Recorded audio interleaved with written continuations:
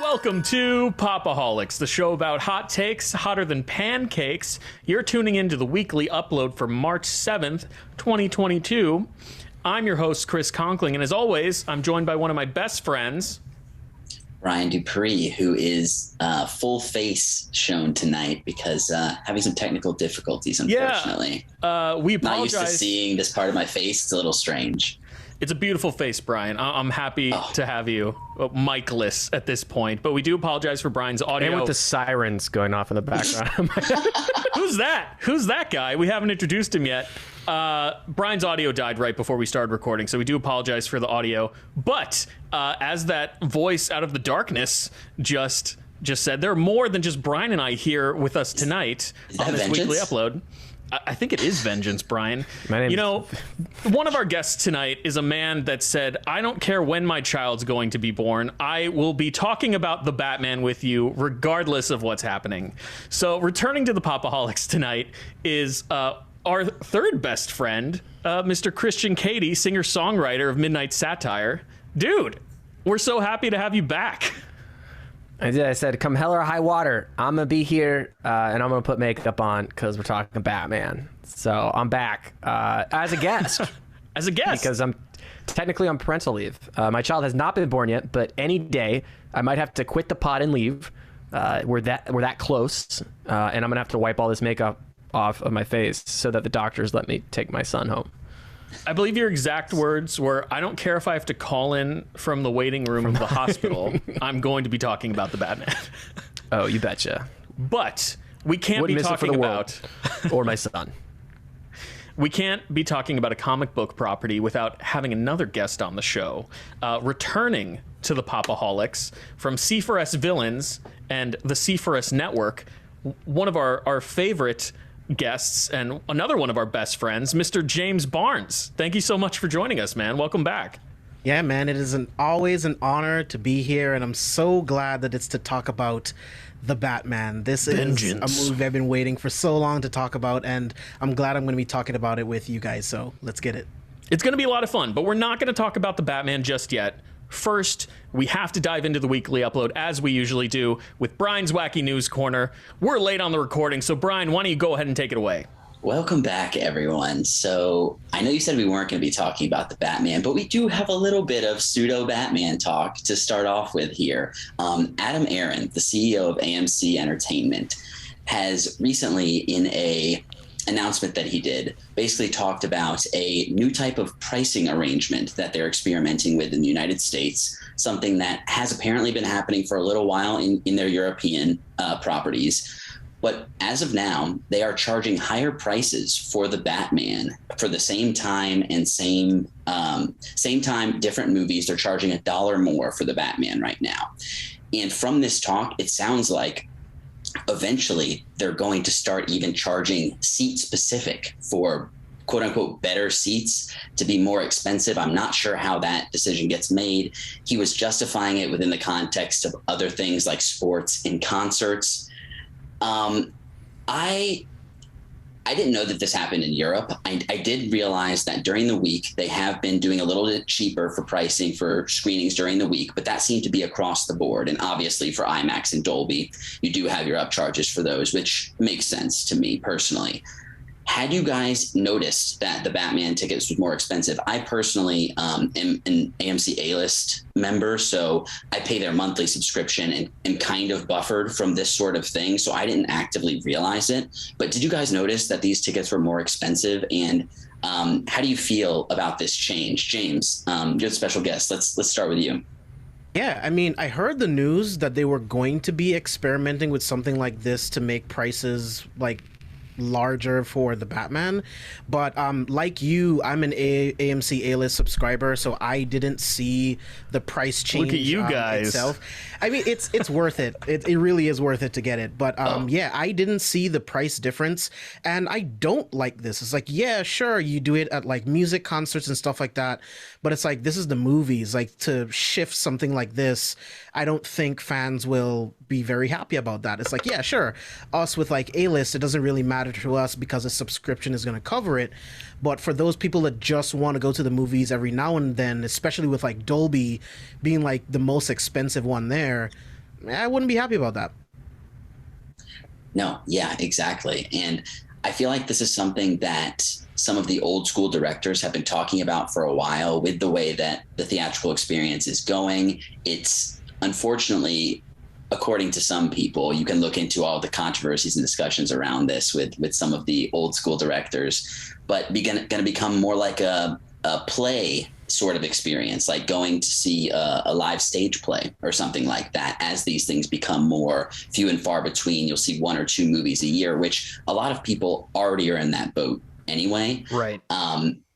Christian, how do you feel about this potential long-term change?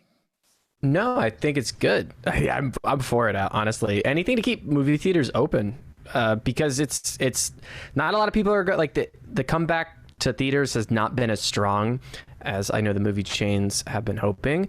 And if we can weed out the riffraff, that gets those center seats just because they're earlier, no. Let me pay that premium because I got a good job and get them center seats. Not okay with this. I'm not okay with this at all. No, that's a total joke. But I do think that there is some logic to, because I think the theater going experience is going to be a little more of, we've been in this age of event film type of situations. And I do think that because of that, for the thing that's going to pack out your theaters, yeah, make it more expensive to get the center seat opening night, because that's the only way you're going to survive as a business. You want that theater going experience, and you want to see it opening night, there's going to be a premium. And I think conversely, that means that it should be much cheaper to go see your indie art house film on a weekday morning, right? I think those things can swing and it can be helpful, but in between the monthly subscriptions that they're doing and raising prices for these event films, I'm not against it. The argument is like the theater going experience is pretty shitty right now with the quality of cinemas and projectors, as well as the audience just coming back from this pandemic not knowing how to behave in a theater depending on where you go, that I'm okay adding a little bit of a price tag to some of these certain event things, as long as it levels out. As long as the businesses are using it, AMC and Regal and such are using it to help maintain the experience at least and not let it degrade anymore, I don't think it's terrible. If it's what helps keep theaters alive, then I don't see a problem with it, to be honest. And it's strange that it actually kind of makes sense that this is happening with the Batman, because it really seemed like studios just wanted nothing to do with the week before, during, and after the Batman coming out. They really just haven't released much else of anything because of this movie. But because it's being announced as a long-term thing, I feel a little more skeptical about it. Chris, how did you feel about this news? Yeah, I mean, I absolutely see where Christian's coming from, in that if they're going to charge more for a specific movie premiere to sit in a specific seat in one of the highest end theaters available in an AMC theater, on the back end, that's definitely going to help AMC make more money per each of those seats, which hopefully they can put back into their theaters. But I don't actually believe that that's going to be the case. To be perfectly honest, there's something about this that really rubs me the wrong way.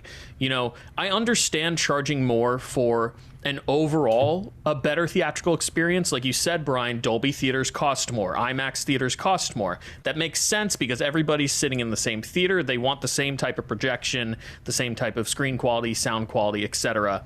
And Christian's right. The upkeep of these movie theaters hasn't been the best in the last 5 years, and that's a shame. And I wish that theaters did a better job of learning how to use the equipment that's in their actual theaters. But there's something classist that I don't like about charging somebody more money to sit in a center seat than, say, in the back row of a theater, when movies have always been this kind of communal human experience. Sure, charge me $24 to see the Batman in a Dolby theater. I'm fine with that. Everybody's paying $24 if they want to see it on the best screen and with the best sound available.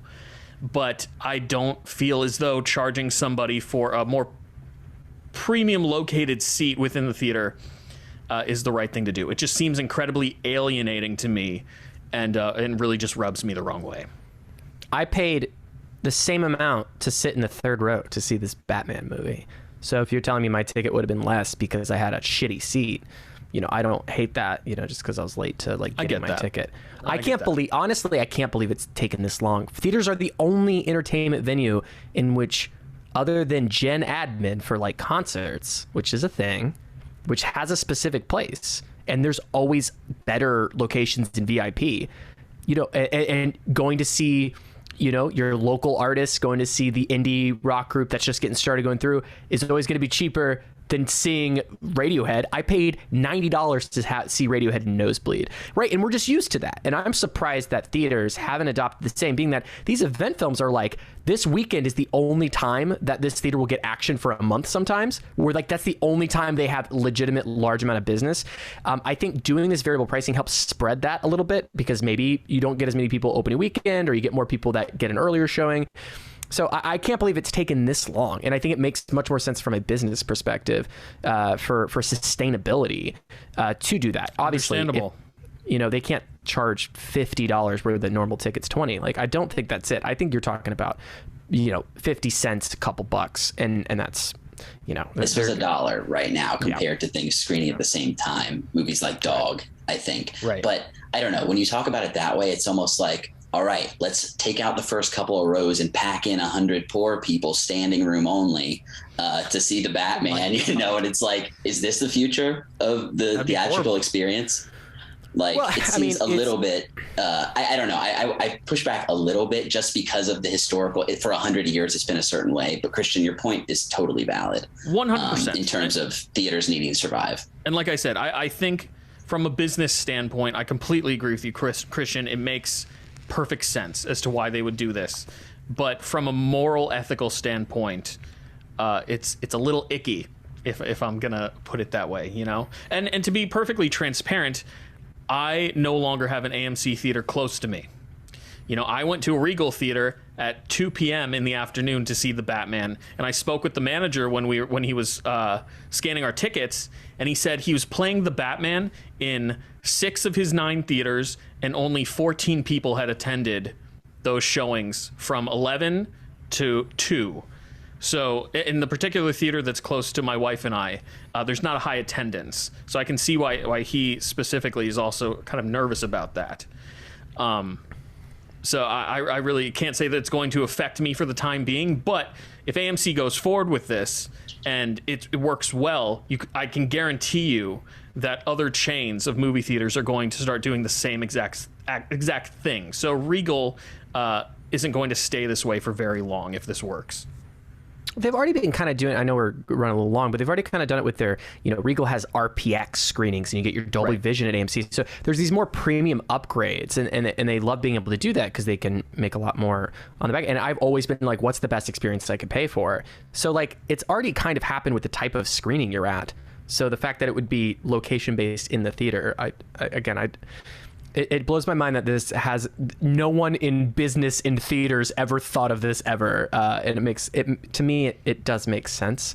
And I don't think it's classist because it literally exists in every entertainment venue like that exist. Obviously, like, it's classist just to put a movie in theaters, just people that can't afford to go to theaters. So it's like, because it's not available at the library the first day, so I don't think that ranks well with just the society of entertainment as a whole. I think it lines up with most of it. I guess for me, it's a little bit different because when I go to a concert or like a comedy show, I'm getting those more expensive tickets so I can actually get closer to the artist.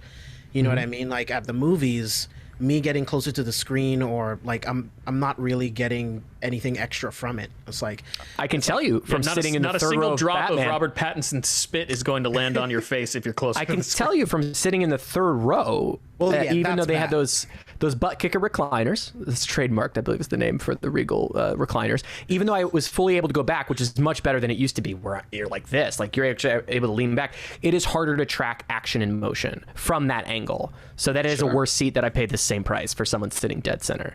So I kind of push back to say there isn't, like, when you go to an empty theater, like, I'm going top, middle, every time. Right.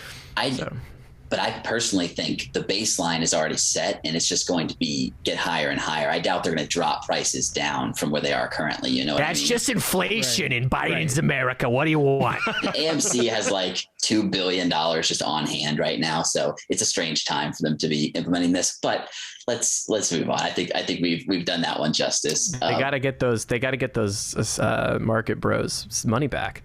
They got to pay that off. We got I think they're at 90% retail investment is like who owns it. It's crazy times. It's just a weird world we live in. It's wild, really. All right. So some news that's hopefully a bit more positive for us. It has just been announced that Will Smith and Michael B. Jordan are set to star and produce in an I Am Legend sequel.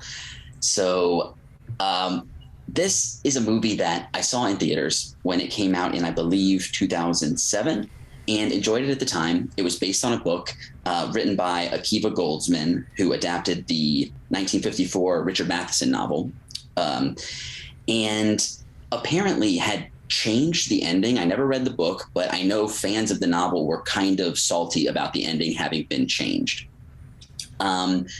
He's coming back to write this one as well, and I don't even remember exactly how this movie ended, so I can't really speak to it. But James, did you see I Am Legend at the time? I remember there was a moment with a dog that is the one thing from the movie that has stuck with me, and I'm not going to say anything more than that. I remember liking it fine, though. Michael B. Jordan is a huge pull, obviously, right now. Very much got the star power, got the talent there. How do you feel about I Am Legend coming back 15, 17 years after the first one? Yeah, I really like the first I Am Legend. I think it's a really good movie. Will Smith, of course, like he puts in a really, really good performance.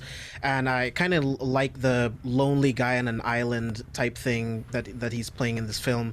And then just like finding out like how like sentient some of these creatures actually are and all of that stuff going on. So I would love to see something like that, like an evolution of their like consciousness in like a sequel. So I think there's really good potential there. At the end of the film, depending on what ending you watch, we know that they're with like a colony of people that we find out that actually did survive. So it would be cool to see what life has been like, you know, for them these past like 17 years since the events of the first film. So I am really interested in this sequel. I was really excited when I heard the news. My only apprehension is Will Smith and Michael B. Jordan. Will Smith is a bit of a personality, and Michael B. Jordan and him playing off of each other, I don't know how well that would work with Will always constantly being in the forefront all the time.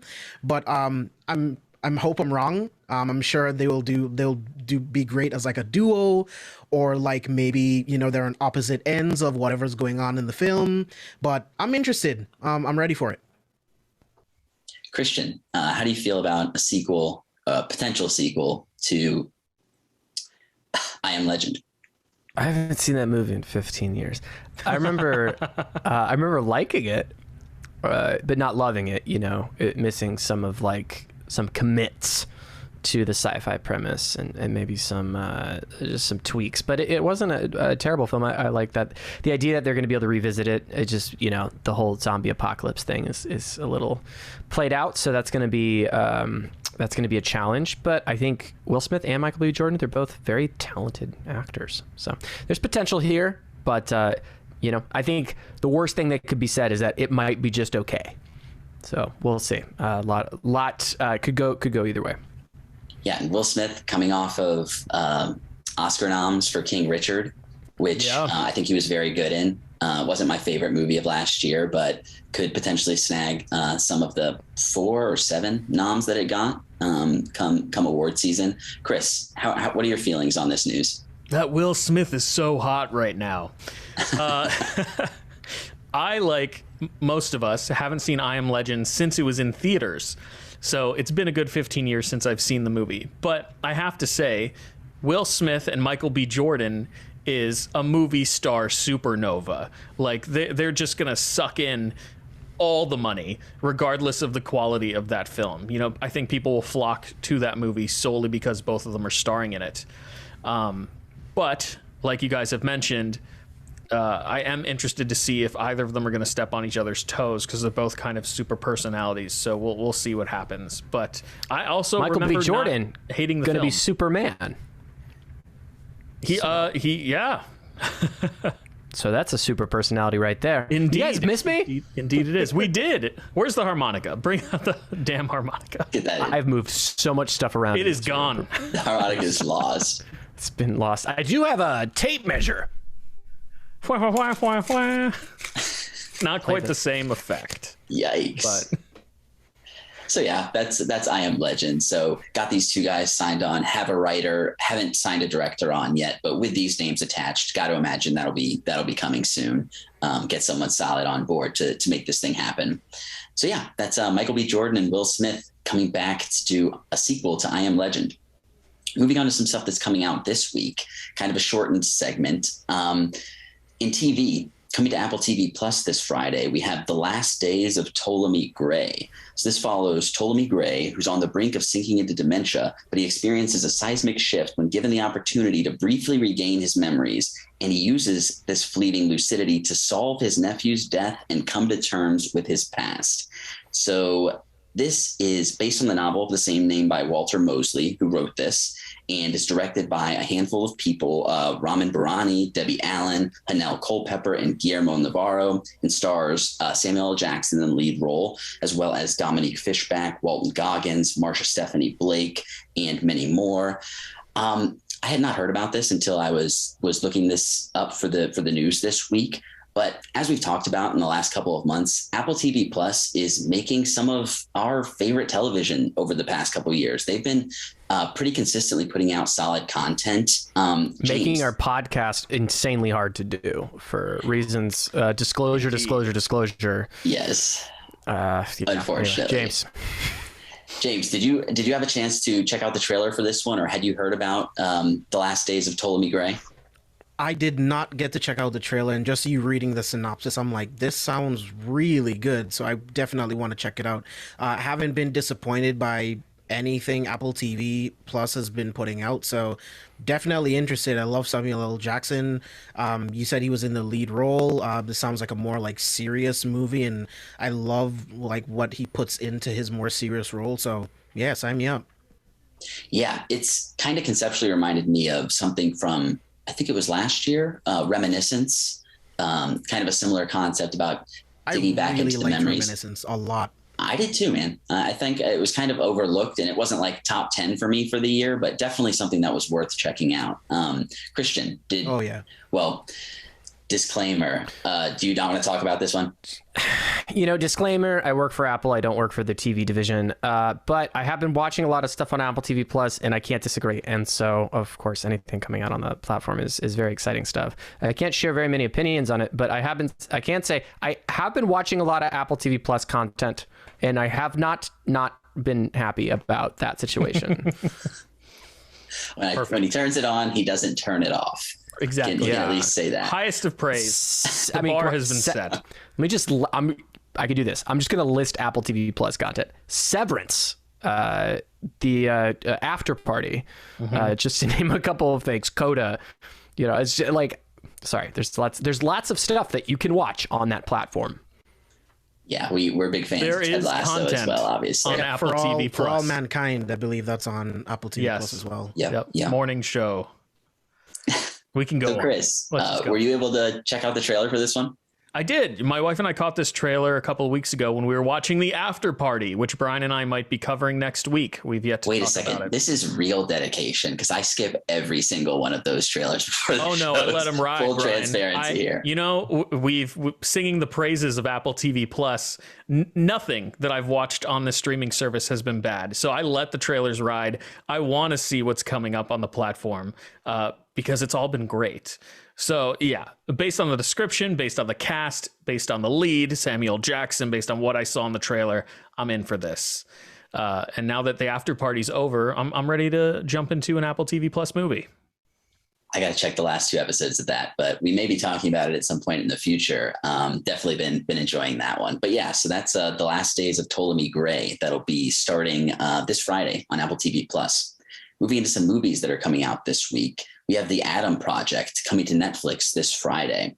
So this is from director Sean Levy, who recently did Free Guy, which is a movie that I actually really enjoyed. Just showed it to my family for movie night a couple of weeks ago. Everyone was a fan of that as well. Very, I don't know, surprisingly high concept for how mainstream it is. I think it really kind of did a good job of balancing seriousness and serious ideas. So the Adam Project, the summary is, after accidentally crash landing in 2022, time-traveling fighter pilot Adam Reed teams up with his 12-year-old self for a mission to save the future. So again, dipping into some high-concept sci-fi here. It stars Ryan Reynolds, Mark Ruffalo, Jennifer Garner, Walter Scobell, Catherine Keener, and Zoe Saldana, and is written by Jonathan Tropper, T.S. Nolan, Jennifer Flackett, and Mark Levin. Again, this kind of looks like it's not going to be top 5 movie of the year for me, but it's on Netflix. It actually, like, the special effects look pretty solid from the trailer. And with this cast, got to imagine there's charisma to spare here. James, do you have any feelings on this movie? Yeah, I mean, I loved Free Guy. Free Guy was one of my biggest sleeper hits of last year. Yeah. It's so much fun. Ryan Reynolds was made to make like unique, like original IPs like this. And the Adam Project looks like something similar. I love timey-wimey adventures. I love the visual effects. It looks like it's going to be pretty good. Ryan Reynolds and the kid have really good like chemistry together. So that looks like that's going to be a really fun pairing. And them working together to save the future. I mean, that just sounds like a lot of fun. So as long as they don't take themselves too seriously, but they take the material seriously and have fun with it, I think it'll be a really fun ride. And I've actually been waiting for this, so really excited. Heck yeah. Yeah, same. Christian, did you see Free Guy? Are you looking forward to this new project? Yeah, I mean, I saw Free Guy and it is delightful. It's super 4-quadrant. Love those types of movies you can put on for like anybody, the family. Me and my fiance watched it, had a great time. So yeah, it's very exciting to see anything coming up. I definitely know that you won't be steered wrong. So nothing, I've not seen a trailer. As you know, I'm not a huge trailer guy. Yeah. So I couldn't tell you much about that, but it is exciting from these creators. Definitely. Chris, what did you think of the trailer for this one? I think the premise looks like a lot of fun. Ryan Reynolds never disappoints, regardless of the quality of the movie. I even found things to like in Green Lantern, despite that being an absolutely terrible film that he himself would like to forget. But Have you ever seen Selfless? I haven't. Oh man, terrible movie. He tries his best, but Green Lantern? I honestly couldn't get more than 15 minutes. Is Selfless? Hold on, I may have seen Selfless in theaters. Is that the one with Ben Completely Kingsley? forgot it. yes, it is. I have seen Selfless in theaters. Oh, wow, we saw it in theaters. Okay. I'm so sorry that I Totally forgot about blocked it that out movie. from his memory. That's all you need to know. It was an okay sci-fi premise as well. Yeah. It was entertaining for an afternoon. My wife and I enjoyed it. Again, Ryan Reynolds rarely disappoints regardless of what he's in. Netflix doesn't have the highest bar when it comes into their features. Typically, their shows are really their strength. Sean Levy is also one of the creatives behind Stranger Things. So, with Free Guy on his resume, with Stranger Things on his resume, I'm hoping that this might be one of the black sheeps of the Netflix feature family, and that this is actually a good film when it comes out. So I do want to check it out. I think it's a fun premise. Well, I'll be taking a look. Netflix, their strength is quantity. Without a doubt. Ouch. So Yeah, I mean, they have a superpower for making perfectly like middle level movies. Extraction, The Old Guard, they're all just fine. They don't push the envelope. They're not terrible. They're just fine. Which isn't like a great bar to set for yourself, but I love it. It's like Netflix. It's now $19 instead of $18 like last month. Yeah. What are you going to do? What else are you going to doom scroll through, like hoping to find something to watch and being like, I guess I'm going to watch another terrible crime procedural. Netflix, do you want to see the new season of Stranger Things and watch Seinfeld reruns? Netflix. Christian very much making up for his not able to talk about Apple by just trashing Netflix here. Netflix. I love it. I mean, stand-up specials. That's what Netflix Netflix is. They great are the for go-to comedy. for that right now, for sure. Yeah, that's putting honestly what every time they raise the price, I go, but I still need to see the new Dimitri Martin special, or like I know Tom Segura's coming out with another special. Like that is what. Also, my fiance just watches those stupid, like, she was 18 years old, she was a normal city girl, and she was murdered. Right. Ali Wong's new special is really funny. So if you like Ali Wong, check it out. She's So good. She did a whole stand-up special, Preggers. She did. Living with a And it was pregnant great. woman. I can't imagine doing anything. If I got pregnant, I wouldn't be doing shit. It's like The Fly. Like, what new thing has happened to my body? Crazy. Anyway, I could go down a rabbit hole there, which I won't. Disclosure. My fiance's pregnant. So yeah, that's the Adam Project, which will be on Netflix this Friday. The last Is that movie. what we were talking about? Oh, boy. Oh, sorry. No, you're fine. So, my sympathies are with the folks at Pixar who are just consistently busting their ass, putting out really solid, incredible animated movies that are being pseudo dumped onto the Disney Plus platform. Not pseudo dumped, actually dumped. Well, I think they would argue that they're trying to bolster their catalog, and it's, it's for the brand and all of these things. But it's just really unfortunate that these beautiful movies that are cutting edge animation aren't getting seen on the big screen, or at least not in any huge quantity, maybe a week screening somewhere just so they can be up for awards, But Turning Red is the latest one that's in this situation that's coming to Disney Plus on Friday. This movie follows Mei Lee, who's a 13-year-old Mi Lee, who's a 13-year-old girl who's torn between being her mother's obedient daughter and the chaos of her youth. As if that were not enough, when she gets too excited, she turns into a big red panda. I will say that there is kind of like a classic problematic trope of characters of certain descent having to become animals throughout the course of animated movies, which I'm not going to dig into deeply right now, but it is something that exists. White people, dogs. But aside from that, this movie is directed by Domi Shi and stars Rosalie Chang, Sandra Oh, Ava Morse, and many more. And it looks like just completely pleasant movie. It's a bunch of, early teenagers who are obsessed with boy bands. Presumably there's going to be like a puberty metaphor happening here. Mm-hmm. I always expect Pixar to deliver the goods in terms of emotional content that has good laughs, good for the family, and is insightful, about the human condition and the characters that it's diving into. James, did you have a chance to see the trailer for this one? I know it's got a decent amount of ads that I have seen prior to this week. Yeah, I actually saw the trailer today. I didn't even know this film was coming out until I saw it earlier today. And then I posted it on Twitter. But I was like, yeah, this looks fine. Like it's Pixar. They never really disappoint. You know what I mean? I know the animation is going to be on point. Like you mentioned, I know they're going to pull at the heartstrings at some point. The premise doesn't really speak to me. This isn't necessarily for me. Right. I'll see it at some point. You know what I mean? It'll be on Disney Plus. I'll see it at some point. I still need to see Encanto. I've heard it's incredible. I just need to make the time to watch that as well. But yeah, I'll get around to it. My wife is playing We Don't Talk About Bruno on a daily basis, so it's stuck in my head constantly. It's blowing up the charts. It's kind of wild. That song is really, I'll say that. Home. Is that Christian, song about you were how doing people when they look? Sorry, I had to make my words make sense to people watching this. Okay, two things. First thing is, we don't talk about Bruno, about how no one, when they reference the career of Sacha Baron Cohen, discuss the movie Bruno, the successor. Nailed it. To Borat. Because Encanto takes like a 15-minute divergence and briefly mentions Sacha Baron Cohen's career and how nobody talks about that film enough. Yeah. Yeah, it was a really strange surprising amount of full frontal nudity in that for a scene children's movie. It was very movie, weird, I have to say. Well, Bruno, he turned into a dog.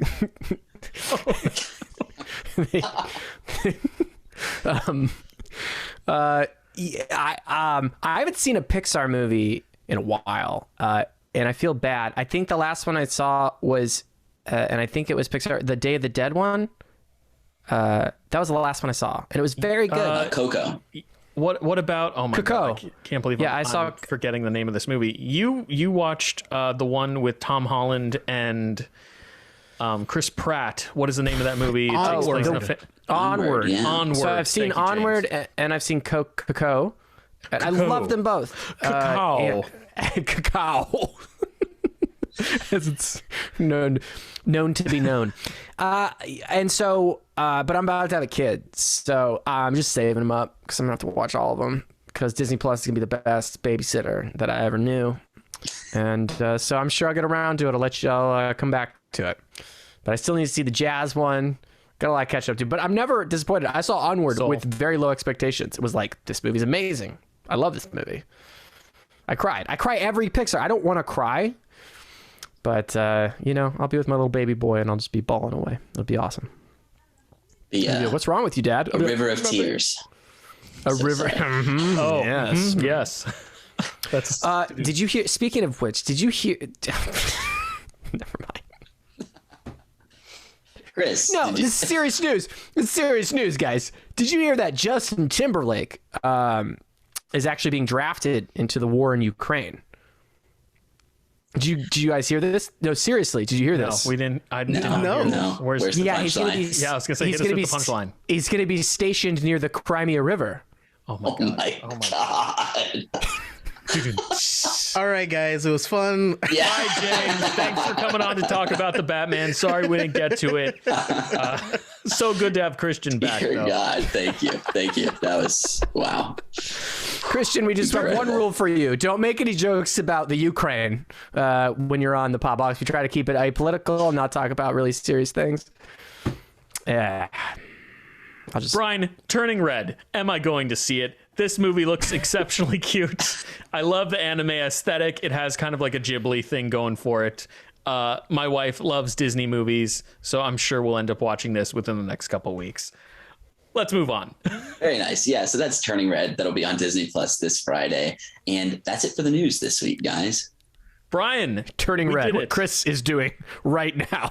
Chris, you look like a strawberry over there.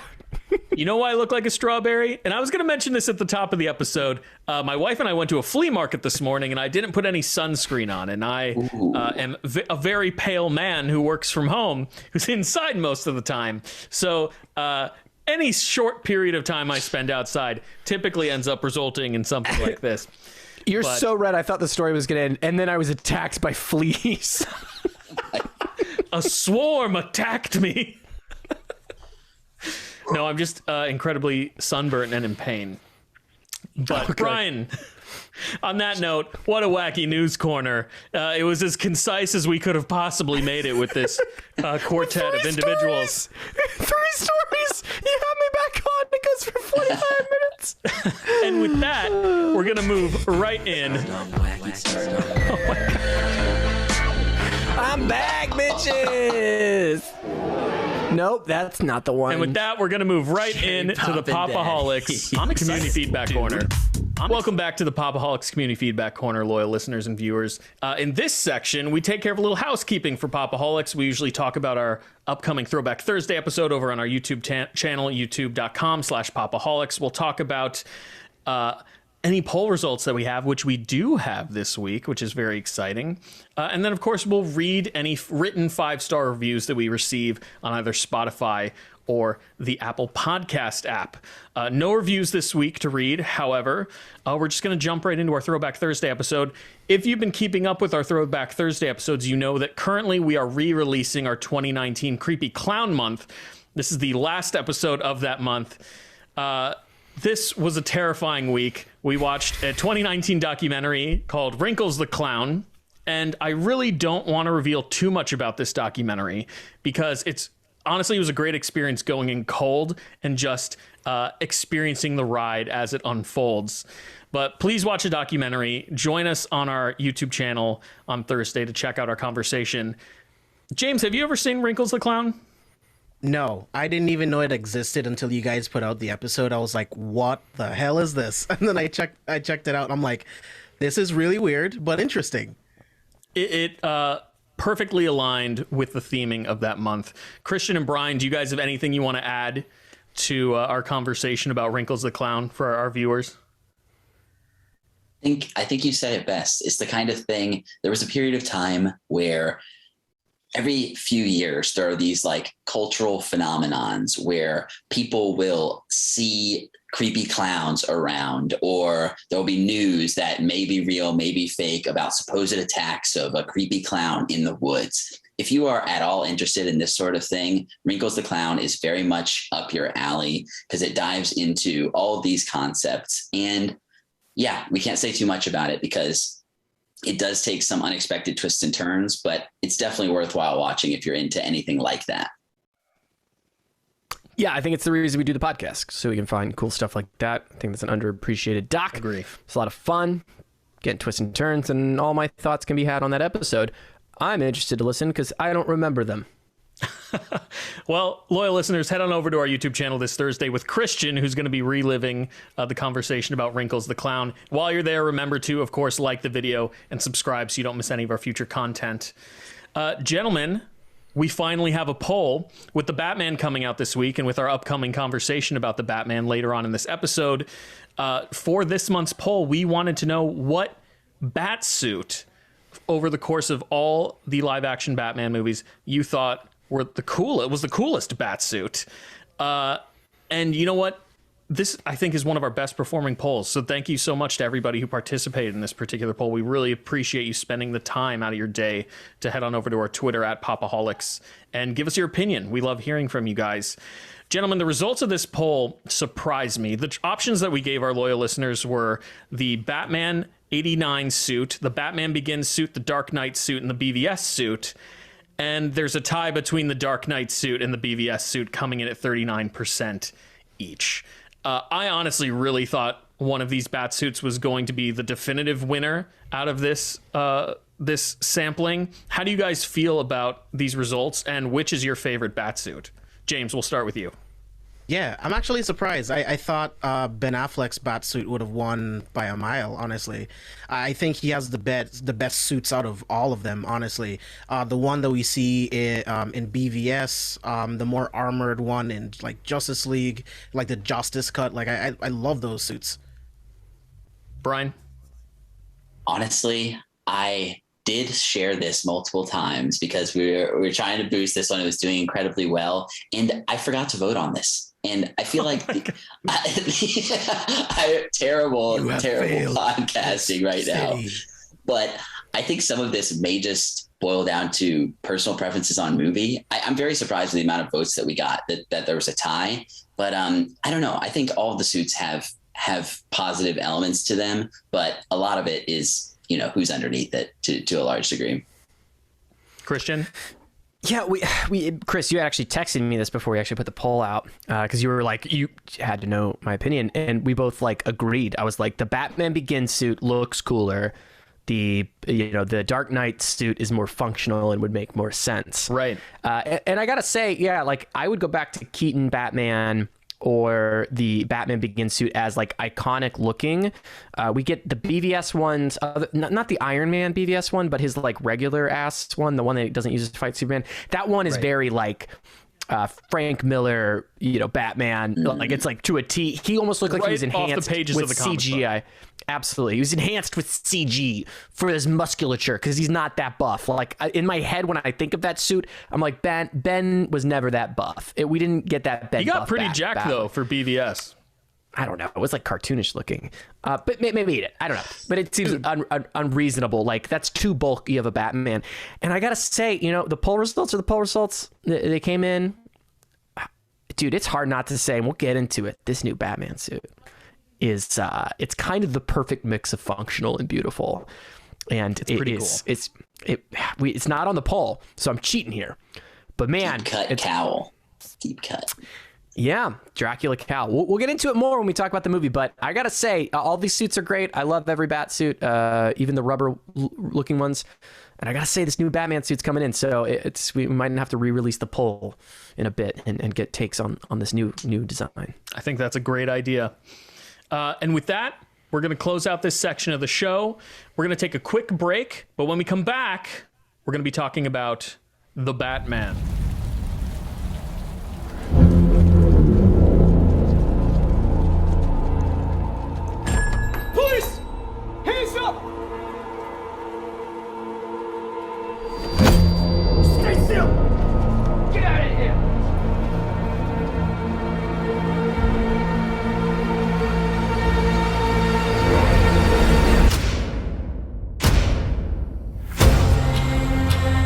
Fear is a tool. But when that light hits the sky, it's not just a call. It's a warning.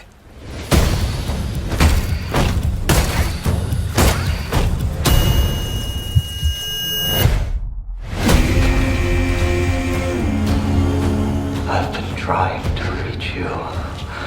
Find the gun!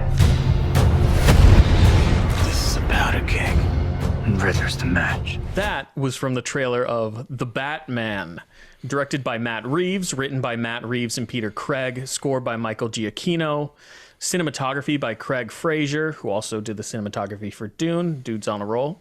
With a budget of $185 to $200 million. As of this recording, we're recording it still opening weekend. It has grossed $27 million. Starring Robert Pattinson, Zoe Kravitz, Paul Dano, Jeffrey Wright, John Turturro, Peter Sarsgaard, Andy Serkis, Colin Farrell, and many more.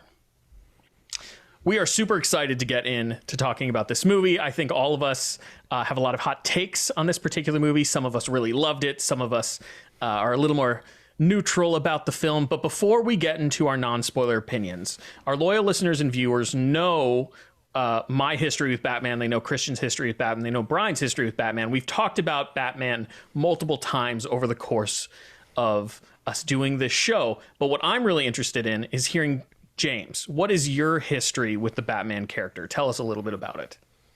Yeah, so my history with the Batman started with Batman the Animated Series. I was actually absolutely blown away by this series. Kevin Conroy's voice acting as the Batman, how the Batman carries himself, how he is the shadows, and it kind of just like follows around him as he strikes fear into the hearts of the criminals of Gotham. And that like pretty much spawned my love of comic books in general. So from there, that's how I got into comics, period.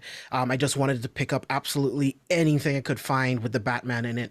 So like one of the first things that I ever read was like The Long Halloween and like Batman Year One.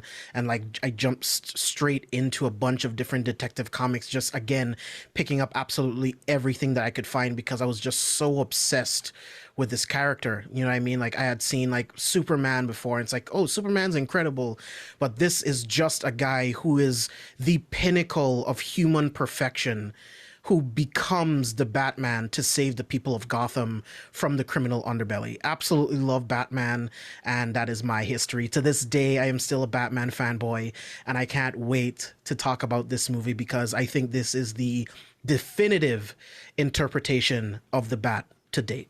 Oh, sneak preview of what James, Hot takes. what his thoughts are about the Batman.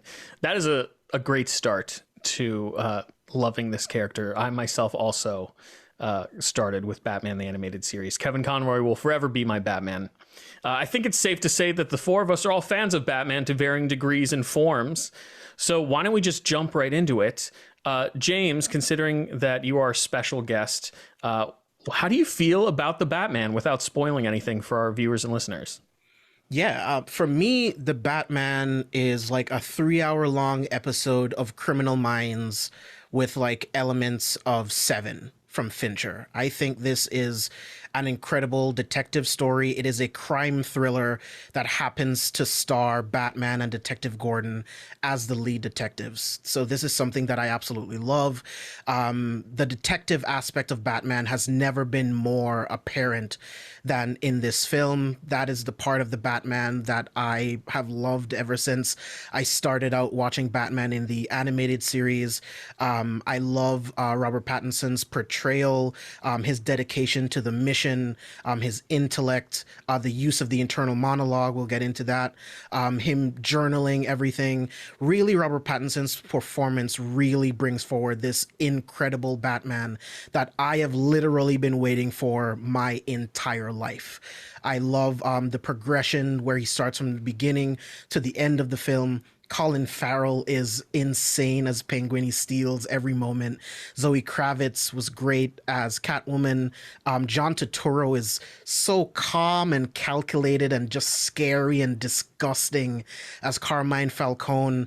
And like Paul Dano is absolutely terrifying as a Riddler in every way. Like he feels like the Riddler that I know from the comics mixed in with the Zodiac killer, mixed in with the Jigsaw killer, all rolled into one, creating this perfect villain with the intellect to match the detective.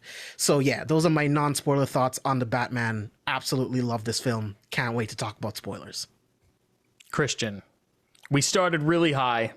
I'm very excited to hear what your thoughts are on the Batman. You gave us a little preview in our group chat.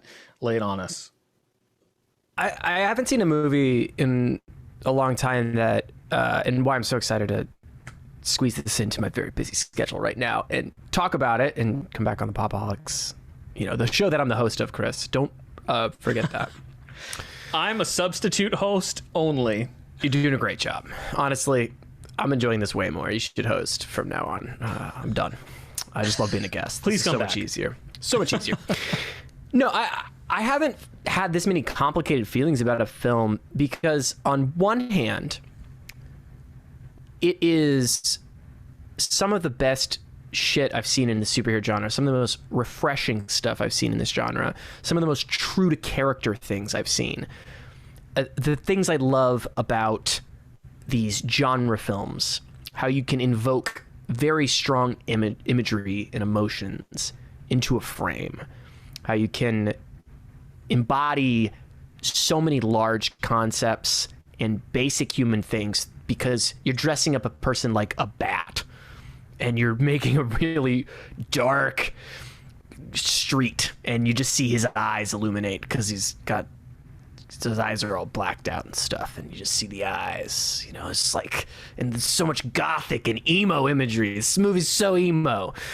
And you're able to hit these highs you just can't do in like Heat, or like, you just can't do the type of crap you do in this significant of a genre film where you're having these stark visuals. And a few things to shout out here are, I'm gonna highlight the production design. James Chinlin, who is the lead production designer. Some of his credits are War of Planet of the Apes, which is also a series that Matt Reeves worked on. Yeah, Matt Reeves worked on 2 of the 3 from that trilogy, which I think is severely underrated. I think it's an excellent trilogy, especially the back 2 that Matt Reeves directed. The Fountain, he was production designer. Requiem for a Dream, just to name a few.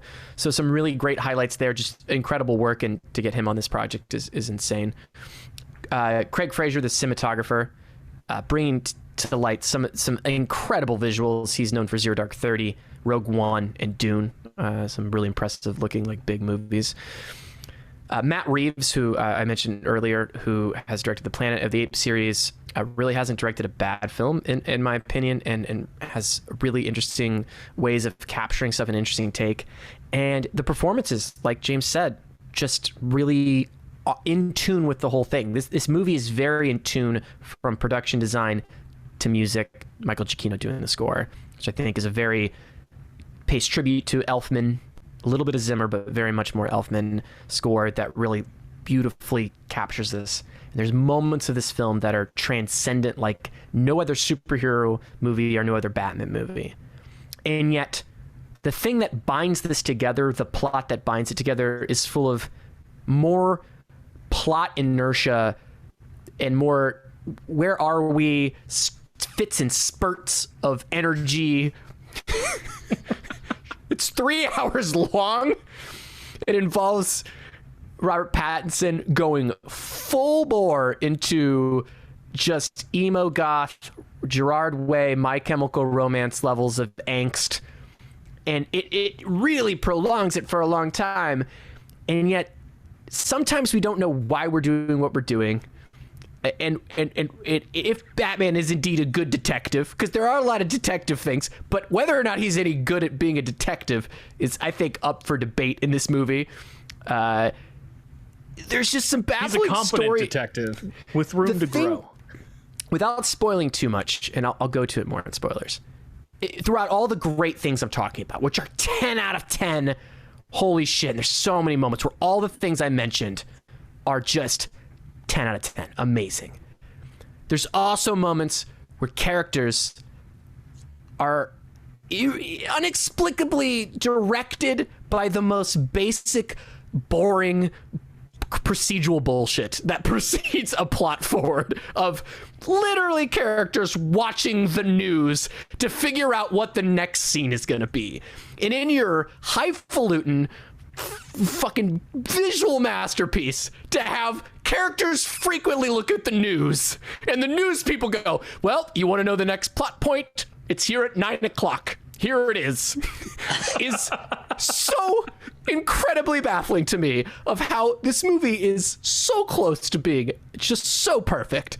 And just in the writing of it, they were like, and then the Batman will watch the news, and upon the news, he will know the next step. I think there's a moment where he specifically didn't watch the news, and someone has to tell him about what's been on the news. I do think you're overstating. I think it's a little more subtle than you're giving it credit for. But yeah, fair enough. Well, there's so many good ideas, and I don't want to. We'll talk about it in spoilers more in depth. But there is so much good happening here. And I have been thinking about this movie for the last 3 days. I've been listening to the soundtrack.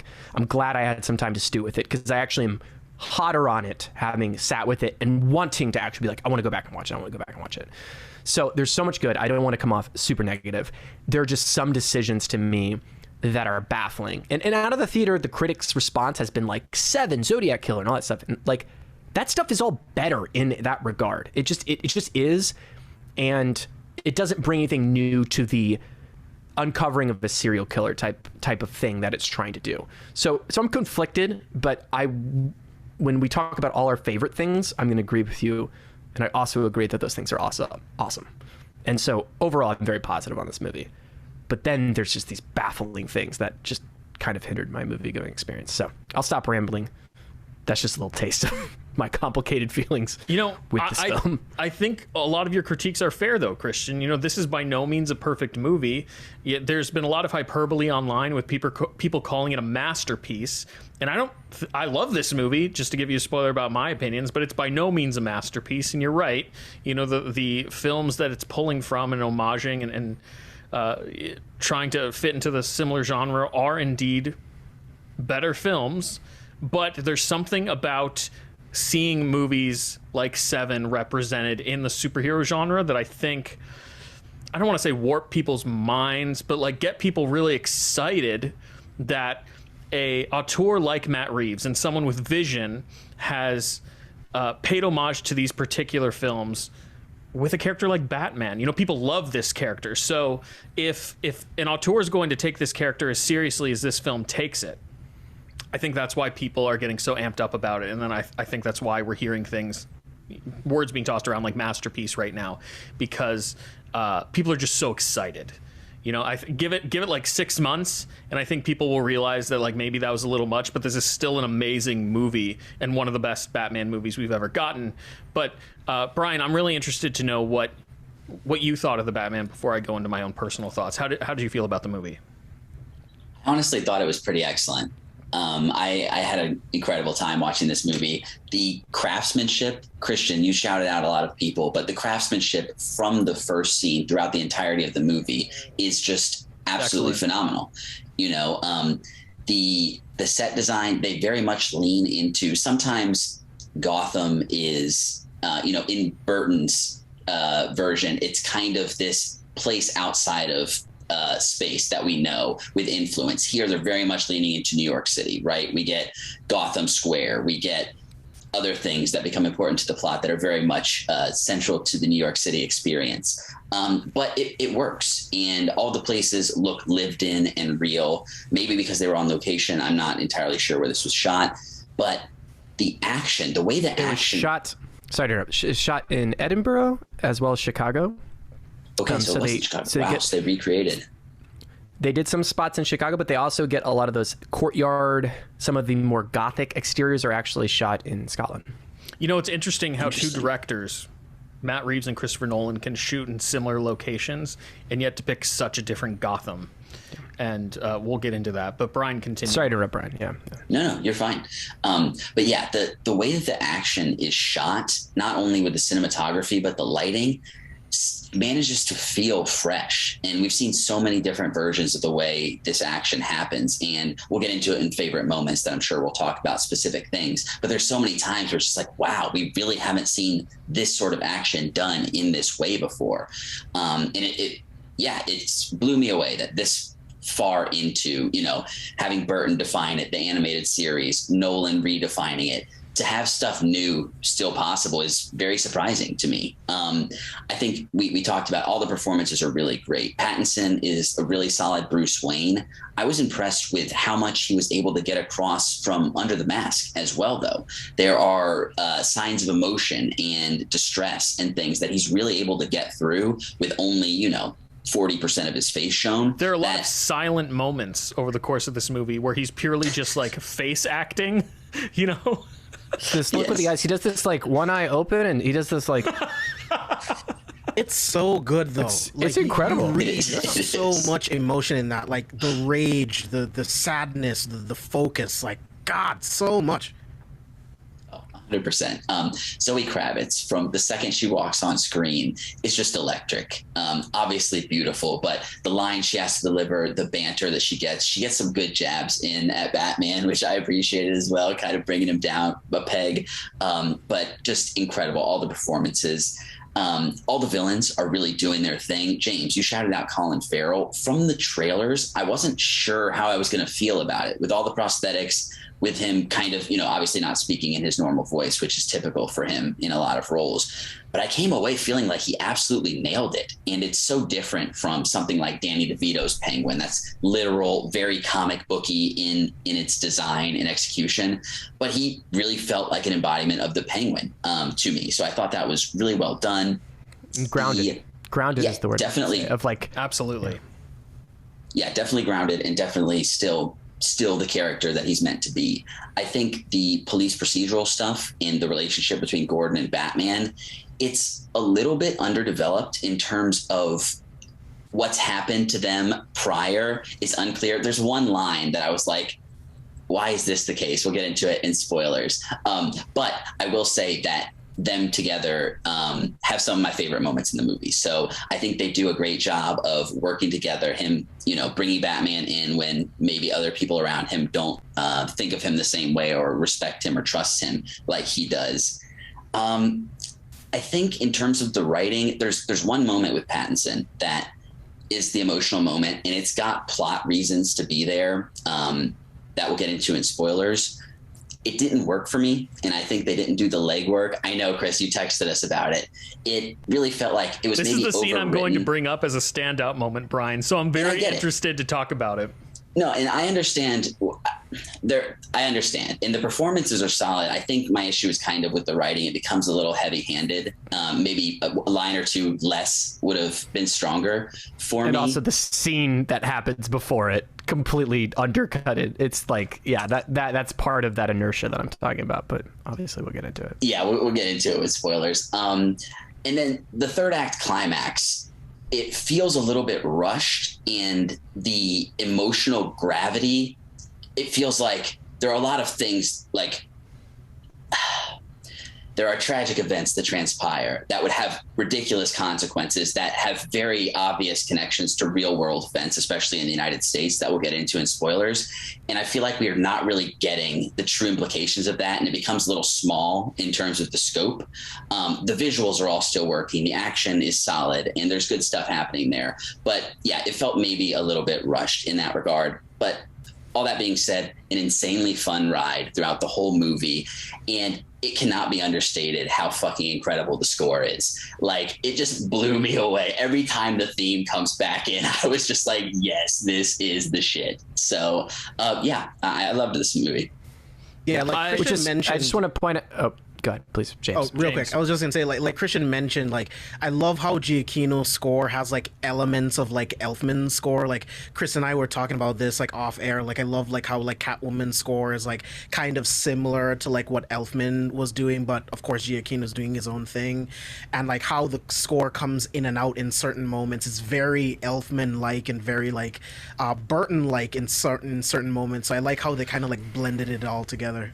And also, if we're gonna, while we're talking score, it's actually very John Williams as well. As this theme actually is a cross between the Jaws theme and the Imperial March, because it's doing the two of the notes from Dies Irae, the Dies Irae. And so if you listen to the Imperial March, it's dun dun dun dun dun dun dun dun dun. And this one is just what is it? It's dun dun dun dun. You know, it's literally just two notes, but the way that those two notes build, it's dun. Okay, no, it's actually dun dun dun dun dun dun. Yeah, throughout the entire thing. But what he does is he layers these brass instruments underneath that help elevate it, and while that's happening, it actually changes tempo. So it starts out very slow, and it's just the timpani, which is the boom, boom, boom, boom, which is happening in the background. And then by the crescendo, you're getting full trumpets and French horns just screaming. And while that's happening, the Danny Elfman magic is you have this descending cacophony of dissonant strings that are falling, that go like as it's going dun, dun, dun, and it's like the way that he builds up the dynamics with these simple elements is evocative of so much in the last 50 years of music. And for something like iconic as Batman, it's incredible that it feels both homage-y and original. You can see its influences, yet it feels special in the moment. I did not have a lot of faith that when I heard Giacchino was doing the score, I was a little. He had done some of the Marvel stuff, like he had done a lot of the Spider-Man movies, and all I the just was Spider-Man like, movies, and the video game, and they're okay, but they all sounded kind of like Avengers-ish, and kind of like it was very rote. Maybe he was doing it on a really short time limit, and so I didn't have that much faith in it. But man, I've been listening to the soundtrack a lot, and it's just very ethereal, very anxiety-inducing, and kudos. Haunted. Clearly, he was giving a lot of time and a lot of freedom. So yeah. Sorry, Christian, I just went on a huge this is why I'm so appreciative that we were able to get you to come back on for this episode, because before 100%. James and I were recording, I was saying in a much simpler way, to a less full degree, something similar. But I'm no music theorist, so I'm by no means capable of expressing that to the degree that you just expressed it in. So I'm very glad that we were able to talk about the score in that manner. I just said the word timpani. That's it. I just know the name of the instruments. That helps. But yes, it's a very good score. No, I agree with a lot of the things that you guys are saying. I think first and foremost, the thing that sticks out to me is absolutely Greg Fraser's cinematography in this film. This is the most interesting Batman we've ever seen. I'm willing to say that. I might not think it is the best Batman movie, but by far this is the most interesting looking Batman movie we've ever seen because of the way in which he's framed everything. You know, you can look at the Tim Burton Batman movies and they have a style to them, but like the way the shots are framed in those films aren't necessarily interesting. It's standard filmmaking for the most part, and that's no shade at Burton or the cinematographer of that film, but this is by far the most interesting Batman to watch that we've ever seen. Isn't it weird? It is like Burton's otherworldliness, but brought to the real world. Like the Dark Knight and the Nolan trilogy had a way of being like, this is Batman, but in the real world. Right. And Burton's was always like this magical Gotham City with like these huge Gothic skyscrapers. There's something fantastic to it, yeah. And it's so, isn't it crazy that we finally got a movie that was like, this feels like Americana civilization, but to the absolute extent that Burton's could be possibly real. Absolutely. And I find that so fascinating that it is kind of this beautiful convolution of those two ideas, but just in such an extraordinary way. And I think, like you said, the production design contributes to that. You know, Matt Reeves contributes to that. This is the most grungy and dark Gotham we've ever seen. It's also the most that Gotham has ever been a character in one of these movies. It really does, like James said, feels like this is the most comic book accurate Batman we've ever gotten on film, which is incredibly exciting for a lifelong Batman fan. You mentioned the score, Michael Giacchino. It's fucking haunting. I really can't say anything better than what we've already said about the score.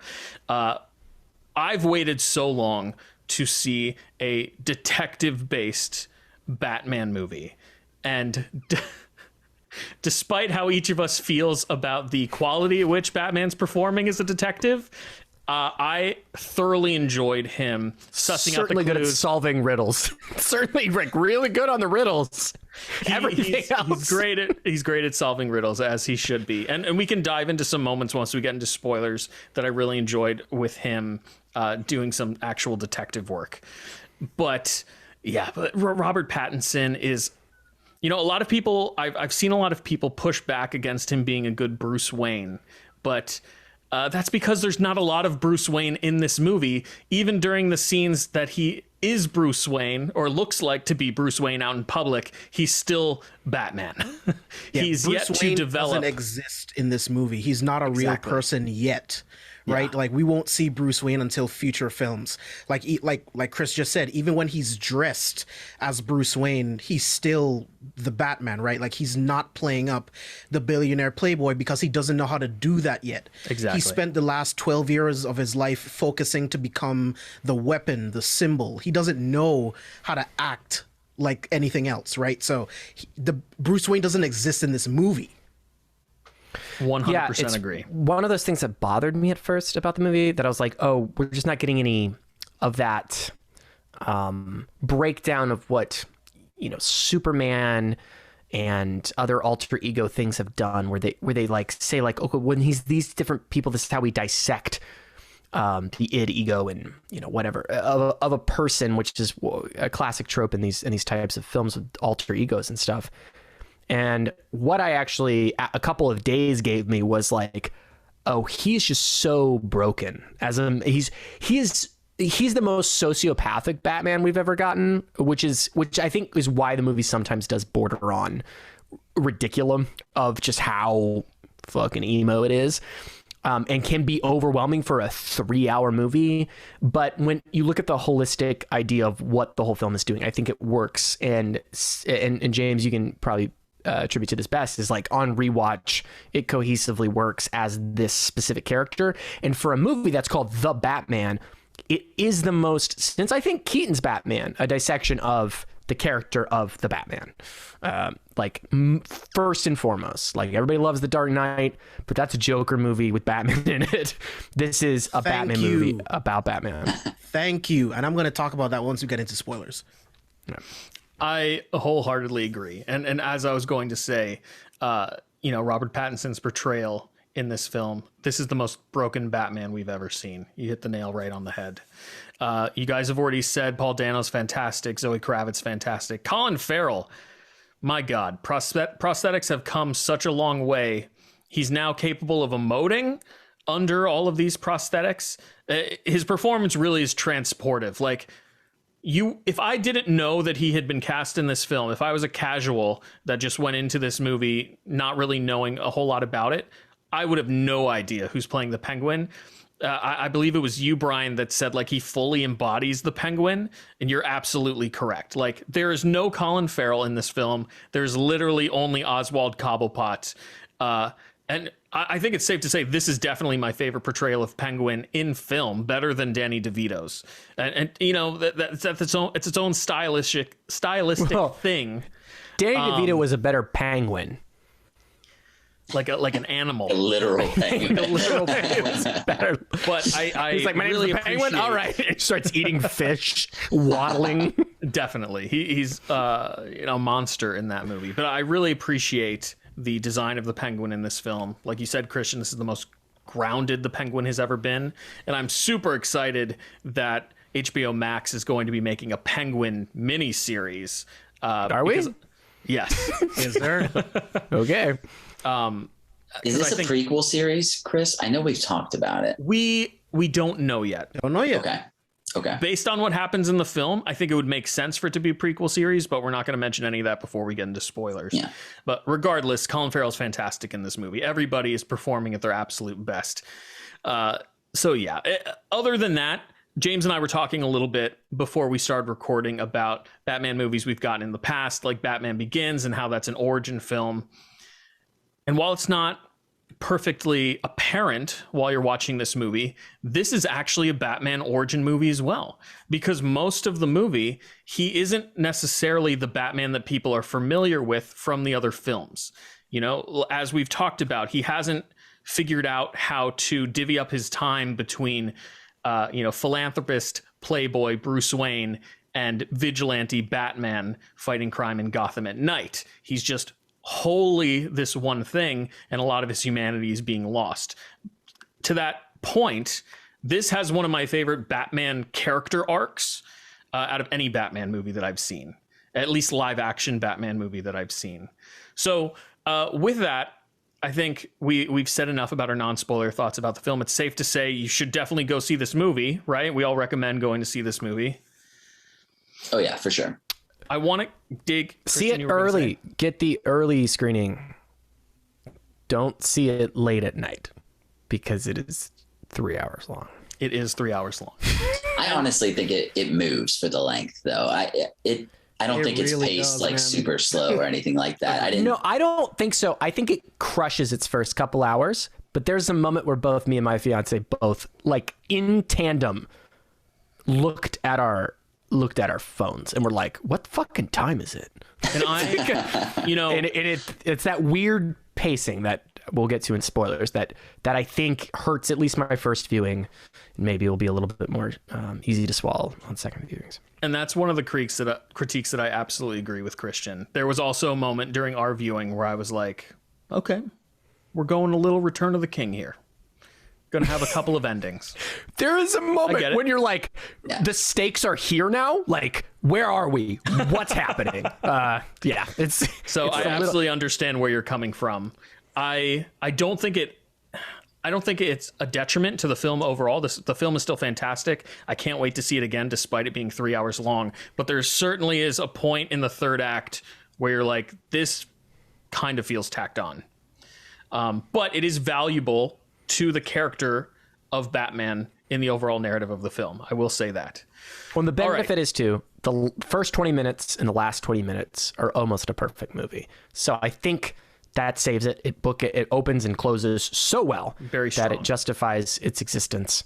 But yes, there's a moment when you're like, oh, there's probably 20 minutes more to go in this film. But luckily those 20 minutes are really good and part of the best parts of the movie. So it's fine. You're just like, why did the last 20 minutes happen? We probably could have just got here a lot quicker. And that's why you're like, it felt rushed at the end. And you're like, it's 3 hours, Brian. All right, we're going into spoilers, Chris. That being said, I want to give you guys the opportunity to be a little more specific in your thoughts about the film. So we're going to dive into spoilers here. That way you can freely talk about the points that you brought up during our non-spoiler thoughts. So yeah, we are fully in spoilers. Who would like to go first? Oh, interesting. That spoiler theme sounds a little like the Batman theme. It's interesting. I wonder why.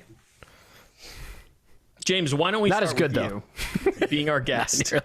Yeah. Why don't you elaborate on some of your non-spoiler thoughts with specifics? Yeah, just to elaborate on like some of my non-spoiler thoughts, like just getting into the detective aspect of the Batman, right? Like this is something that means a lot to me, right?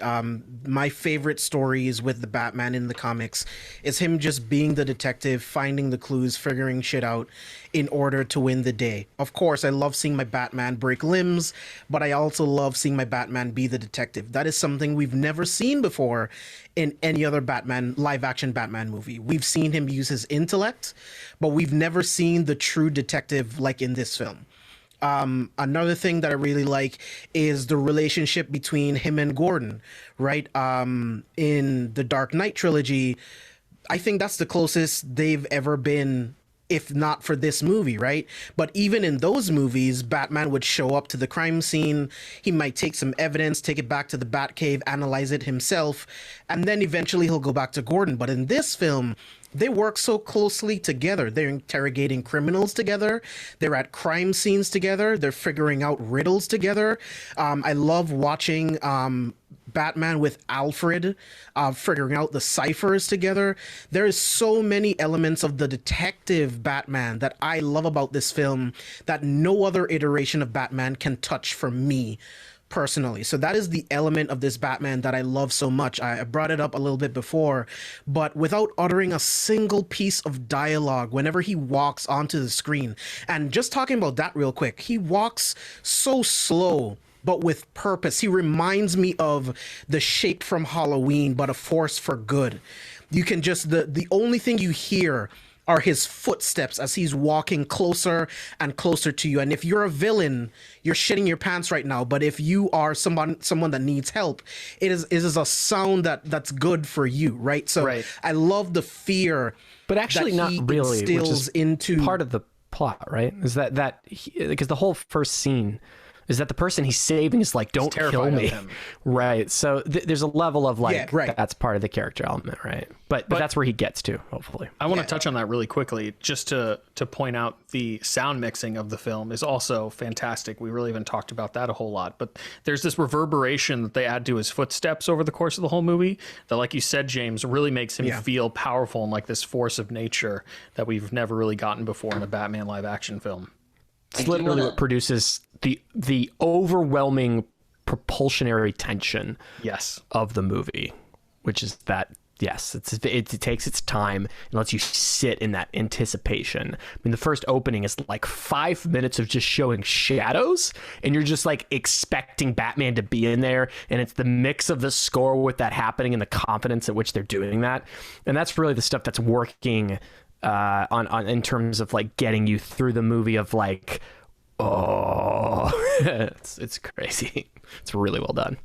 Yeah, I mean, that's actually what I was going to talk about next. That's one of my favorite moments of the entire film, just the opening. It reminded me, like, instantly when I see Gotham, it kind of took me back to the Arkham Knight games. I kind of get the feel of the gritty Gotham. I was telling Chris, like, some of my favorite moments in that game was just tracking the serial killer in that game. It wasn't even going after the Arkham Knight. All I cared about was like the more detective stuff and like figuring out like the Riddler's riddles and figuring out his mission. So this film felt a lot like that. And in this opening sequence, another thing that I really loved about this Batman that every other iteration is missing is the internal monologue. Like, I loved reading Frank Miller's comics and others' comics where we see Batman being the detective, and then we also hear the internal monologue. That's something that I love so much. I reread Batman Year One, and just getting some of that dialogue from the internal monologue, and then turning this on and seeing it. October 5th, 2 years of nights have turned me into a nocturnal animal. 2 years of nights and crime in Gotham is higher than ever. I don't know if I'm making a difference. Maybe the city isn't worth saving, but I have to try. It's just like, this is the kind of dialogue, the internal monologue that I would get from a Frank Miller comic. And it was in that moment instantly, I was like, this is it. We've just begun.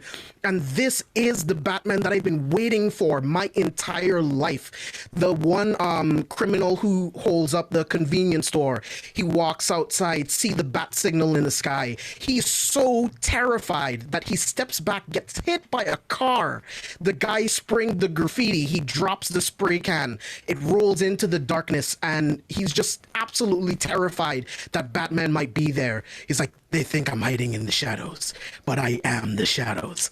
I love every single fucking moment that we get the internal monologue. Again, this is something we've never gotten in any of the other live action movies, and there's so many other elements that leads me to think that this is the best iteration of the Batman that we've ever gotten. Another one of my favorite moments is at the end where he cuts that power line to make sure that no one else in the water gets shocked, right? He falls down, pulls out the flare, leads the people to safety.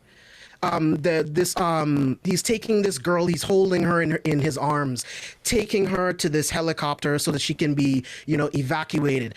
And she is not letting go. She will not let go of his arm, because only with the Batman does she feel safe. And then again, we get that internal monologue. Gotham is broken and angry like I am, and I have to become something more than just a symbol of rage and fear. I have to become hope. And that is what we're going to see going on. And like, those were two of my favorite moments, seeing him in the beginning becoming portraying this this symbol of fear, Pure and vengeance. Yeah. And then by the end of the film realizing that that's just one element of it. I have to become more a symbol of hope. Everything that he goes through with the Riddler, and how the Riddler saw him as like an idol, using fear and focused violence in order to be a vigilante, getting rid of the criminals within Gotham. And this is again a moment where Batman realizes that he has to become more, right? I was also talking to Chris about this behind the scenes.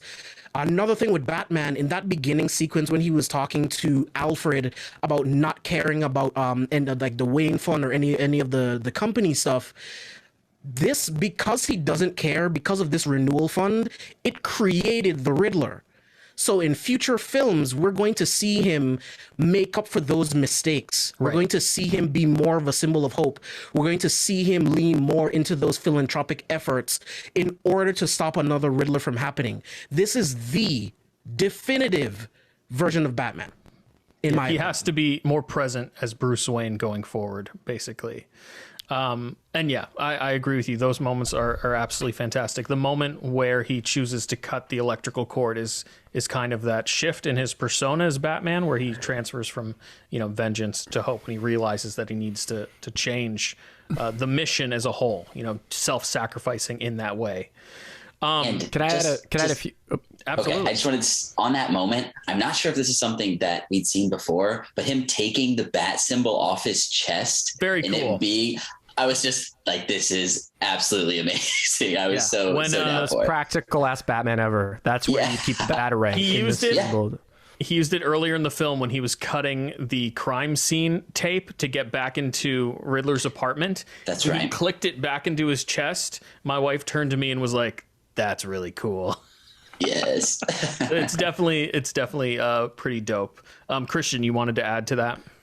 Couple things. James, I agree with the monologue thing. I'm just so glad it was used twice and that was it. Like, I couldn't have done if it was used throughout. It would have been way too much. Like, every time he wanted to say something, just Nirvana pops up and he just starts like, and that was kind of it. Like, I was really not sold the second time Nirvana played again and we get more monologue. I was like, no, you did it the one time. It worked really well. You set up the tone, but thank God. Need a reprisal. It's just the twice. It's just the second time. It's fine. I would say for a 3-hour film for your main character to be like, he's really angry, and then he realizes he needs to be more than just angry. I'm like, I would like a little more from a 3-hour film of like where the character feels like he has to go. So for that, I thought it was a little oversimplified. Like the moment he was like, I should actually be good, I mean, so I want to challenge that just a little bit, because I think the moment where the biggest moment is when he kind of, takes that venom injection, and we'll talk about that, but he's beating up on that guy. And it's not until after that he says that I am vengeance. That's when Batman realizes that his mission, what he's been trying to accomplish, is being misconstrued. And in order to actually save Gotham, I have to change and become something else. Right. So that's the only pushback I would give on that. It's not. No, I mean, it's there and it's consistent. And I think Robert Pattinson's performance makes it all work. And it's more of a nitpick than it is like, it actually ruins the whole film. But it's like the first line when they ask him, like, who are you? He goes, I'm vengeance, right? And you think he's going to say I'm Batman, but he says I'm vengeance. And clearly from the first thing, and this is why it's totally consistent, for the first thing, he's the most brutalistic Batman. Like, he goes up against 9 dudes and he's like, I'm gonna punch you all. And even when he's like, I'm gonna go and investigate the Penguin, you're like, oh, this is Detective Batman. He's gonna like investigate and scope it out and sneak in. He knocks on the door and they're like, who are you? And he goes, fuck you, and just punches them in the face. Like, he's just so angry. He's angry Batman, right? And so yes, it's on the page that yes, I am vengeance, and then the character saying back at him, and he goes, well, who are you? And he goes, I'm vengeance. He's like, no, that's a reflection of who I am. And we're like, we are 3 hours into this, Robert Pattinson. Like, did you not think that you are a bit angry? I'm just saying, it's not the most like, it wasn't the most eye-opening, like, oh. But it took him, and we'll get to the moment when in Chris's favorite moments, but it took him realizing that he had something to live for to Right. have these realizations. So I think there is a little bit more that's happening there than just the simplistic Sure.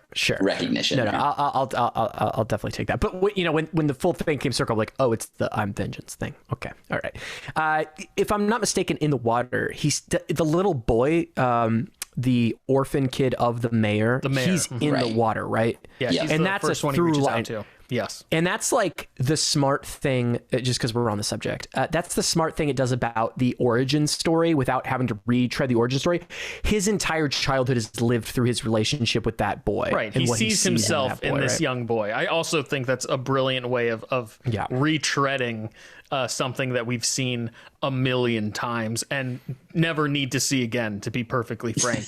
Everybody knows how Batman came to be, I think, at this point. I don't know. I want to see the gun cock back and snap the pearls in 4D. I just want the I imagery was recently of watching a video from Dan Murrell. I don't know if you guys are familiar. He used to work for Screen Junkies. Now he has his own film critic channel. But he recently ranked all 44 Batman movies, cartoon and live action.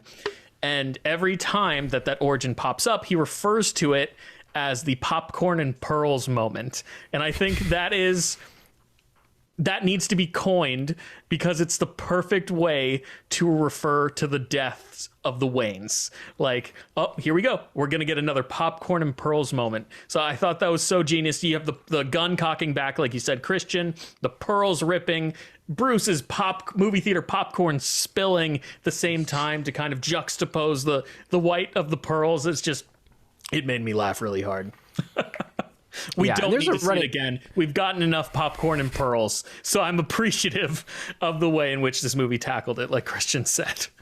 And again, to the thematic origin story, there's a lot of talk of orphans, and Riddler is revealed to be an orphan himself, and there's kind of a reflection of Batman's white privilege as a rich orphan. Yeah. And it being like, hey, honestly, I didn't feel bad for you, and I didn't feel bad for Wayne. He actually doesn't know he's talking about Bruce Wayne, like talking about Batman in that moment. But it's interesting that that's like happening throughout. So I think they do a lot of really cool ways to flip the origin story and tell it without having to actually have our popcorn and pearls moment. Christian, while you're talking, why don't you just go ahead and tell us, two of your favorite standout moments, or do you have anything else you want to add to what you said in non-spoilers? Is there anything you want to kind of expound on now that we can talk about spoilers freely? Yeah. I don't want to. I won't do negative. We were talking favorite moments. It's hard. It's hard because there's so many. I mean, because the cinematography is so good. I was about to bring up the flare in the. Nolan never touched that, right? He had some amazing ways he was using IMAX cameras, right? Seeing IMAX for the first time in big landscapes, but essentially they were really cool Apple TV screensavers. And I really don't mean to diminish that, because just full disclosure for Apple. Apple TV screensavers are quite incredible. They're the best screensavers in the biz. Really, they are. So again, I literally test TVs with the opening of The Dark Knight because it's so visually cool. However, we have not had something that told a story as well as Batman with a flare leading people out of a flood, and almost the imagery, as rushed as it is towards the end, the imagery of the flooding city is Batman's struggle, which was what worked really well for me, which is, I talked to a friend of mine who goes, I got really upset at that moment because as soon as everything started flooding, I was like, how's Batman going to deal with this? And I was like, that's the point, is that's Gotham City. Yeah. It's a flood of shit that he doesn't, you look at it in that aspect and you're like, Batman is just a guy. And the movie, to me, actually was the most effective because it gets you to that point of Batman can't do anything about this, right. which is how He's not Batman supposed feels. to solve that problem. And it's the same way Batman feels after 2 years of being Batman, which is just a flood of shit. And you're just like, I can't be everywhere. I can't stop floods.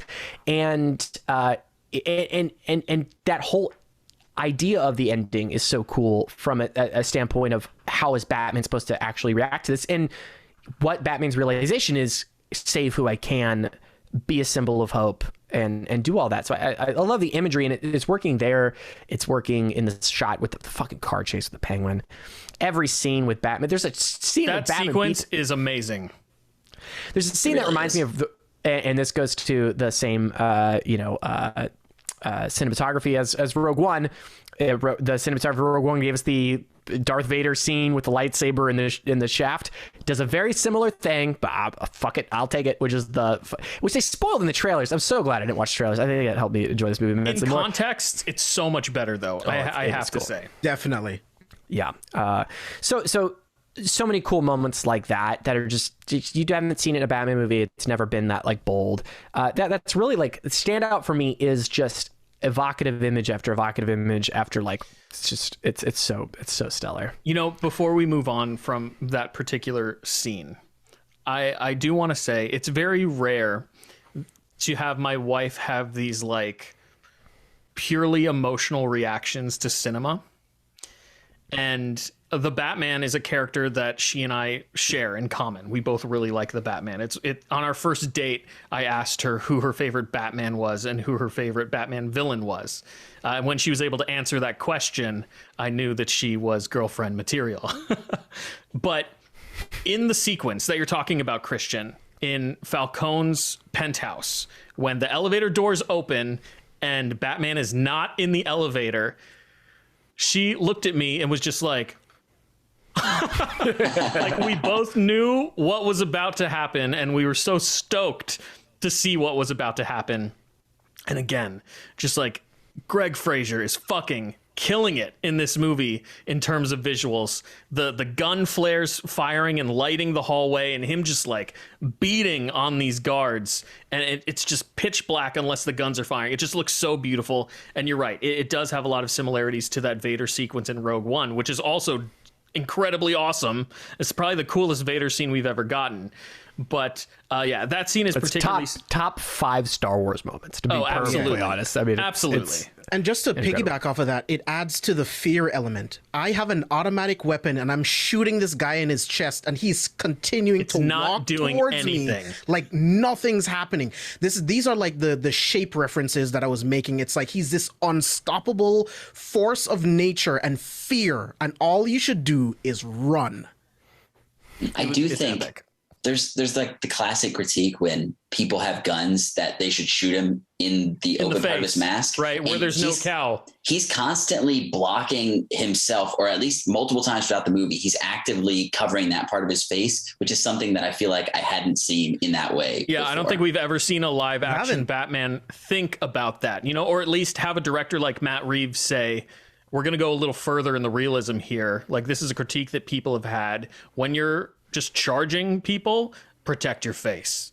That's what Batman would have to do in that moment. Something really small too. Like, go ahead, Christian. I was just gonna say, there's consequences to the gunshots too. You get a great shotgun blast that like flies them back. Like you can see the repercussions of bullets. So it's not like they make it and you see bruises on them, right? So it's obviously ridiculous. I don't know what material he has vibranium apparently on his chest. Type of really intense Kevlar. And makes it shine bright yellow. Like, that's not what bullets do to body armor. But like, he has something crazy. Like, he doesn't have anything from our universe that bullets react to, because it just turns bullets into bright yellow light. But that being said, you can see impact. It feels like there's a give and take, and so there's tension to those scenes. Go ahead, James. No, I was just going to piggyback off of that. Like, I just love like the practicality of it, right? Like you guys were already talking about the fact that we actually see him block his face, right? And just speaking on the practicality even more, the black around his eyes. Before the film came out, a lot of people were talking shit about it. It's like, oh, emo fucking Batman. It's like, dude, since the dawn of Batman, even in the comics, he paints around his eyes black so that it blends in with the cowl. What makes the rest of the movies dumb is that he takes his cowl off and then the black around his eyes is just magically gone in every single movie. Look at BVS. You get that like future sequence where Superman rips off the cowl. The black around Ben Affleck's eyes is just fucking gone. It happens in Batman Returns where he rips the cowl off. It's just gone, right? So I just love these like attention to detail with the suit and how he works, right? Because when he's in the suit and out of the suit, he doesn't wipe it off, right? Like he just like there's a scene where he just walks into a club and it's just there, and then he just goes to a rooftop and puts the suit back on, right? So I love the practicality of it.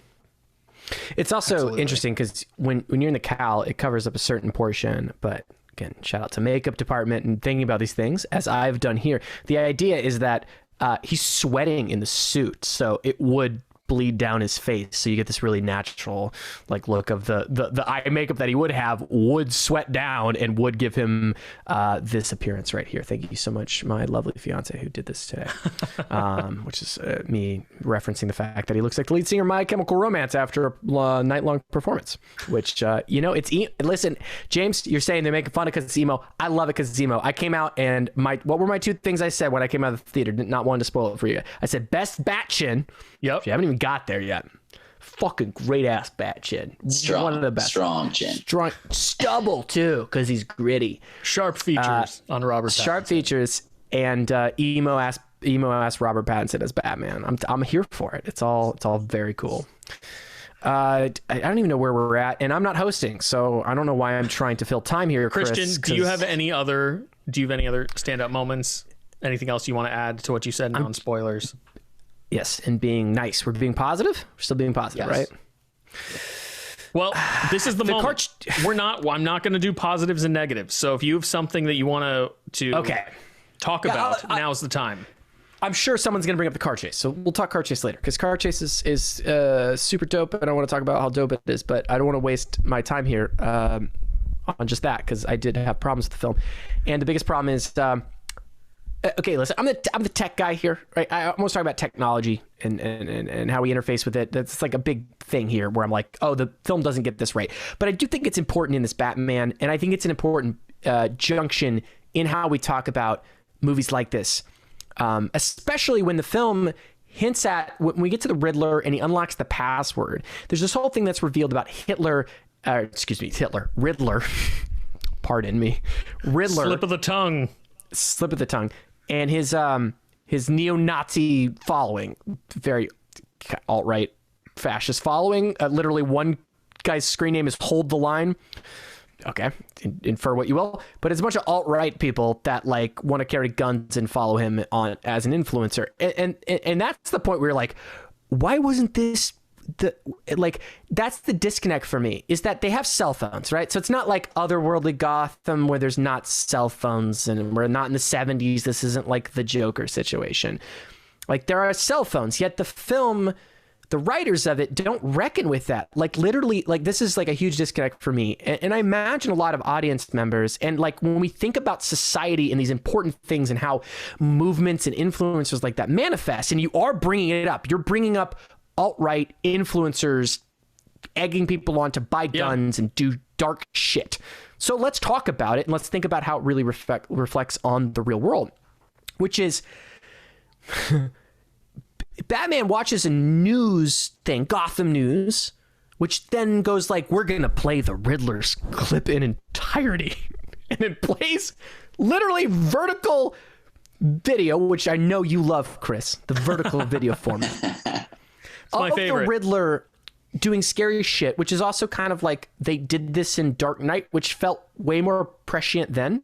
Like, it felt like that fit then, which was showing the Joker, and it's a lot quicker than this one. They're like, and we're going to play footage from the Riddler. And it's like 3 minutes of the Riddler's psychotic. We have this important individual masked up, and it's like happening on the... So you have these levels of disconnect that we just actually don't experience anymore, of Batman occasionally watching the news. They're playing a vertical form video of a smartphone, and it's like, I feel like there's a version of the movie that's way better that was like, Batman has the fucking internet. Like, why is Batman a fucking boomer? That's like getting his, like, he's a detective, but he doesn't know how to use the fucking internet. Like, he couldn't find this dude on TikTok. There's like this like way that writers have written movies where, when we think about narratives and how, there's like a certain kind of film that happened before the internet that just works because there's no cell phones or internet. right? And then you have the post one, which is like we have to always go like, I don't have service. and like that's how you that's how you like write away the fact that there's no technology in the scenes and the drama that happens.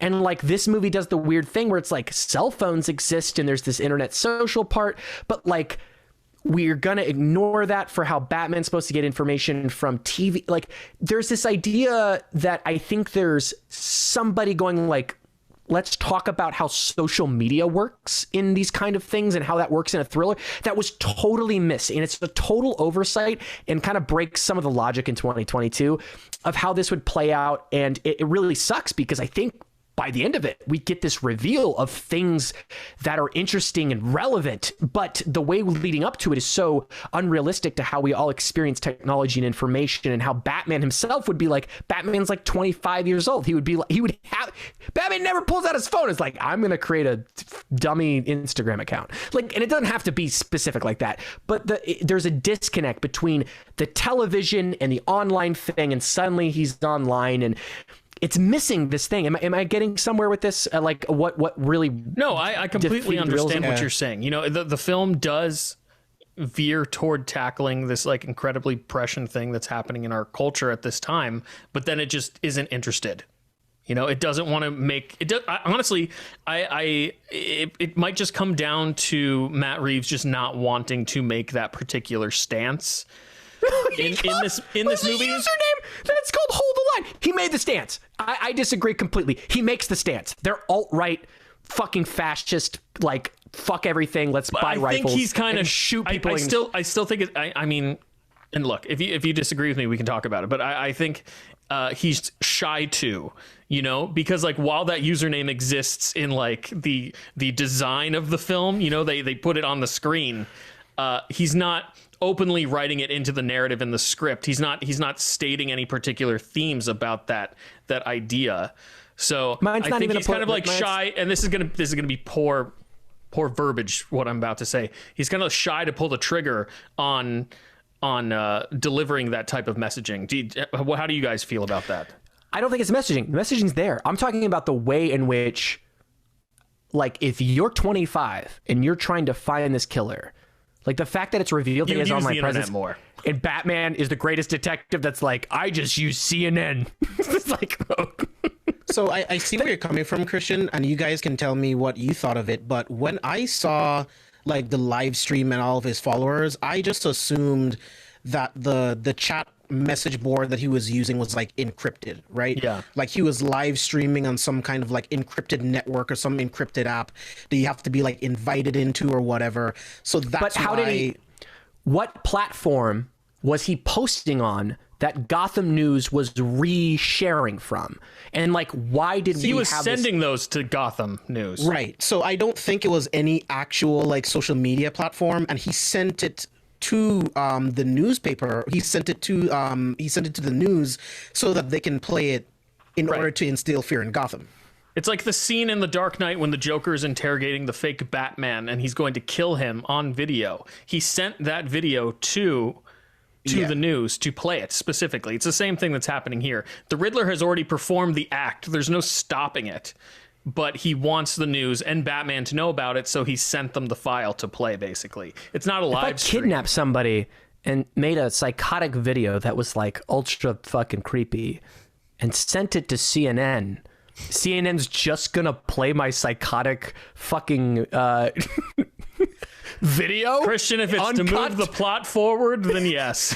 That's my problem, is because that's immediately what comes to my head. I'm like, this is literally just to move the plot forward. I'm like, I'm not getting this commentary on, because it does go there eventually, which is what like is cool. Like, I'm glad they did it. I think the movie's better for it, but also makes me go, why did we have this intermediary thing? Like there's an elevated way to do this that does comment on, because it is about, like, ultimately is about him gaining an independent following online, which is his henchmen, which is such a, like, let's admit it, really cool way for like Batman's villains to get henchmen, which is like kind of a hard problem to solve in cinema. It's like, where did all these fucking goons show up? Yeah. And like, this movie actually justifies goons showing up in a really smart, prescient way, which I commend it for it.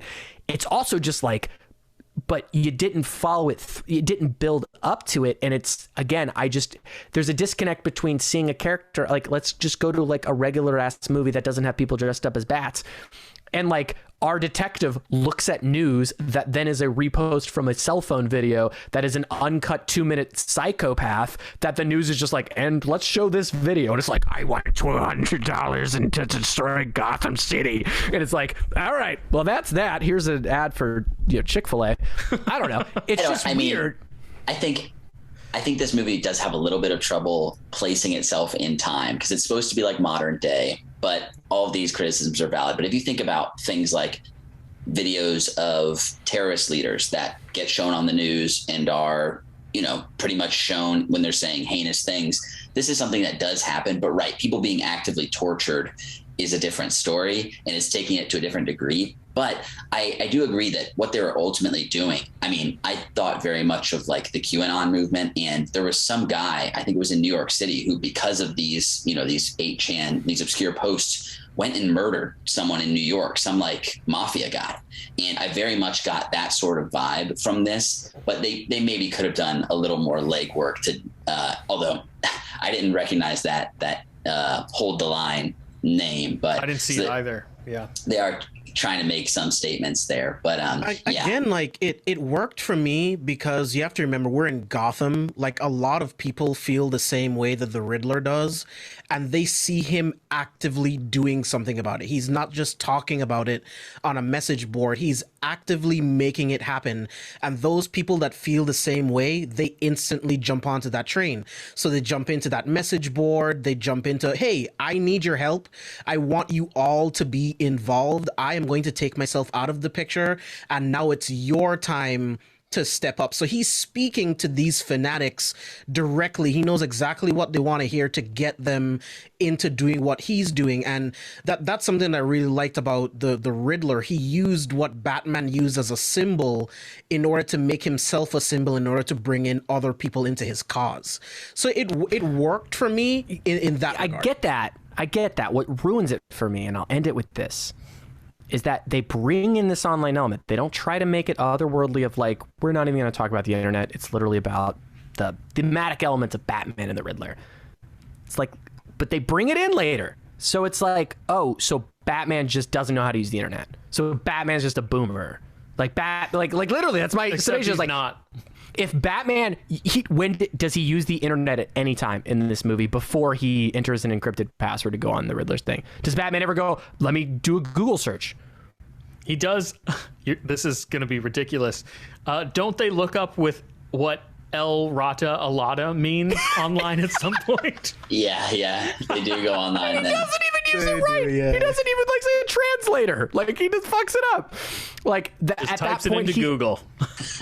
Like the fact that these people, you're telling me 500 goons online figured out his password and followed him, and Batman, the world's greatest detective, couldn't find the Riddler's social media presence. Like that to me is like where it misses out on, okay, you're making this a modern detective thing with an online element of online influence, and you just didn't have Batman engage with that at all until the very end. You did it through newscast. I did like that. I think it was the same cop who in the very beginning of the movie was calling him a freak and not okay with him being there, is the one who ultimately helps them solve that final that as well. bit. I did appreciate that. Let me ask you guys a question. What was the goal of the Riddler's goons? Was it just to kill that one politician, or were they trying to kill everyone inside of the Gotham Square Garden? I'm pretty sure it was supposed to be like a mass execution type of situation. They were just terrible at their jobs then. Okay. It was unclear because it seemed like the only shots taken at the people were just at her that one time. Well, I was a little confused by that. We're running super long with this conversation Sorry. here. I will add to that. I think, Batman gets to them immediately after they attempt to shoot the mayor-elect. So their focus shifts from those in the arena to Batman himself, because he's really pummeling the shit out of them. And you hear other shots rattling out as like she escapes. You hear other shots rattling, so they're taking shots at people. Okay. Yeah. As I mentioned, we're running super long, but I want to get to Brian's favorite moments. Brian, why don't you go ahead, tell us your 2 favorite moments of the film, why you enjoyed them so much. So I can't remember if this is exactly the way it progresses, but when Batman gets arrested after he gets caught up solving the riddles with the corrupt DA, I think. So he gets arrested. Gordon and him have their little talk where they're getting close. I really like that, how he's like, you gotta punch me in the face to get out of here. This is working really well. And he has to run to the top of the building. Is this the moment where he does his base jumping? Yeah. My God. So cool. Not only was it incredible, we get the similar thing where the camera is just mounted on him. We get that incredible shot, but then he just busts ass on that underpass. Mickey and I laughed out loud. It's amazing. I love that moment because it's year 2. He hasn't had to use it yet. He finally used it, and he wasn't perfect, right? Like as cool as it was in every moment in Batman Begins, Bale was just a little too perfect at everything right out of the gate, right? He was perfect with the cape and using it to glide and everything. He was just perfect right out of the gate. I love that he struggled. He's never used it before. He was like, oh shit, and then he just jumped. Dude, it's such a great moment though when he gets to the edge of the building and you can see on his face he's like, I'm really high up. And then he's like, well, I got this wingsuit, and it just kind of like pops out from his suit and he just goes for it. You see the moment of him freaking out as you would if it was the first time. It's like the first time you see like him actually go like hit like Pattinson just be afraid of like fuck, and like it's the moment you would, but he's like I planned for this. I have a plan. I don't know if it's gonna work, and you're with him the whole ride. And what's so great is it's so hard to convey speed on film and lots of media. And you are like, he's going way too fucking fast. The entire time you're like, no. When he flies by that window, it's inside, real fast. Yes, there's the shot where we're inside of the skyscraper and you just see him like zoom past diagonally, and then finally the parachute breaks out from the wingsuit and catches on the bridge, and he just like totally face plants. It's a great scene. It's definitely one of my favorite scenes in the movie as well, Brian. It's the whole philosophy behind the action in this, which is kind of counterintuitive to a lot of stuff that I enjoy, which is like big wide of action. Let's see it play out. But and I don't love the like hard cutting all the time. But what's interesting is that it's so committed to the close-up static individual. We get this in that scene with it even before he gets to the top, when he attaches to the top of the building and he rides it up. It's a very similar shot to Batman Begins when he calls in the bats. It's almost like a mirror shot, but the difference is in this film it's so tight on his face while the action happens behind him. His face and the camera are in motion together while the background is blurred, and you get so much of that, of the close up with the blurred background with action happening behind. And they do this countless times where you're right, you feel like it feels like you're mounted on a GoPro in every action scene, and it adds this street level visceralness to every shot. And I don't know if it works when you just throw it in and it kind of confuses you. The fact they committed to it in almost every action scene makes it of one piece, which is really, really cool.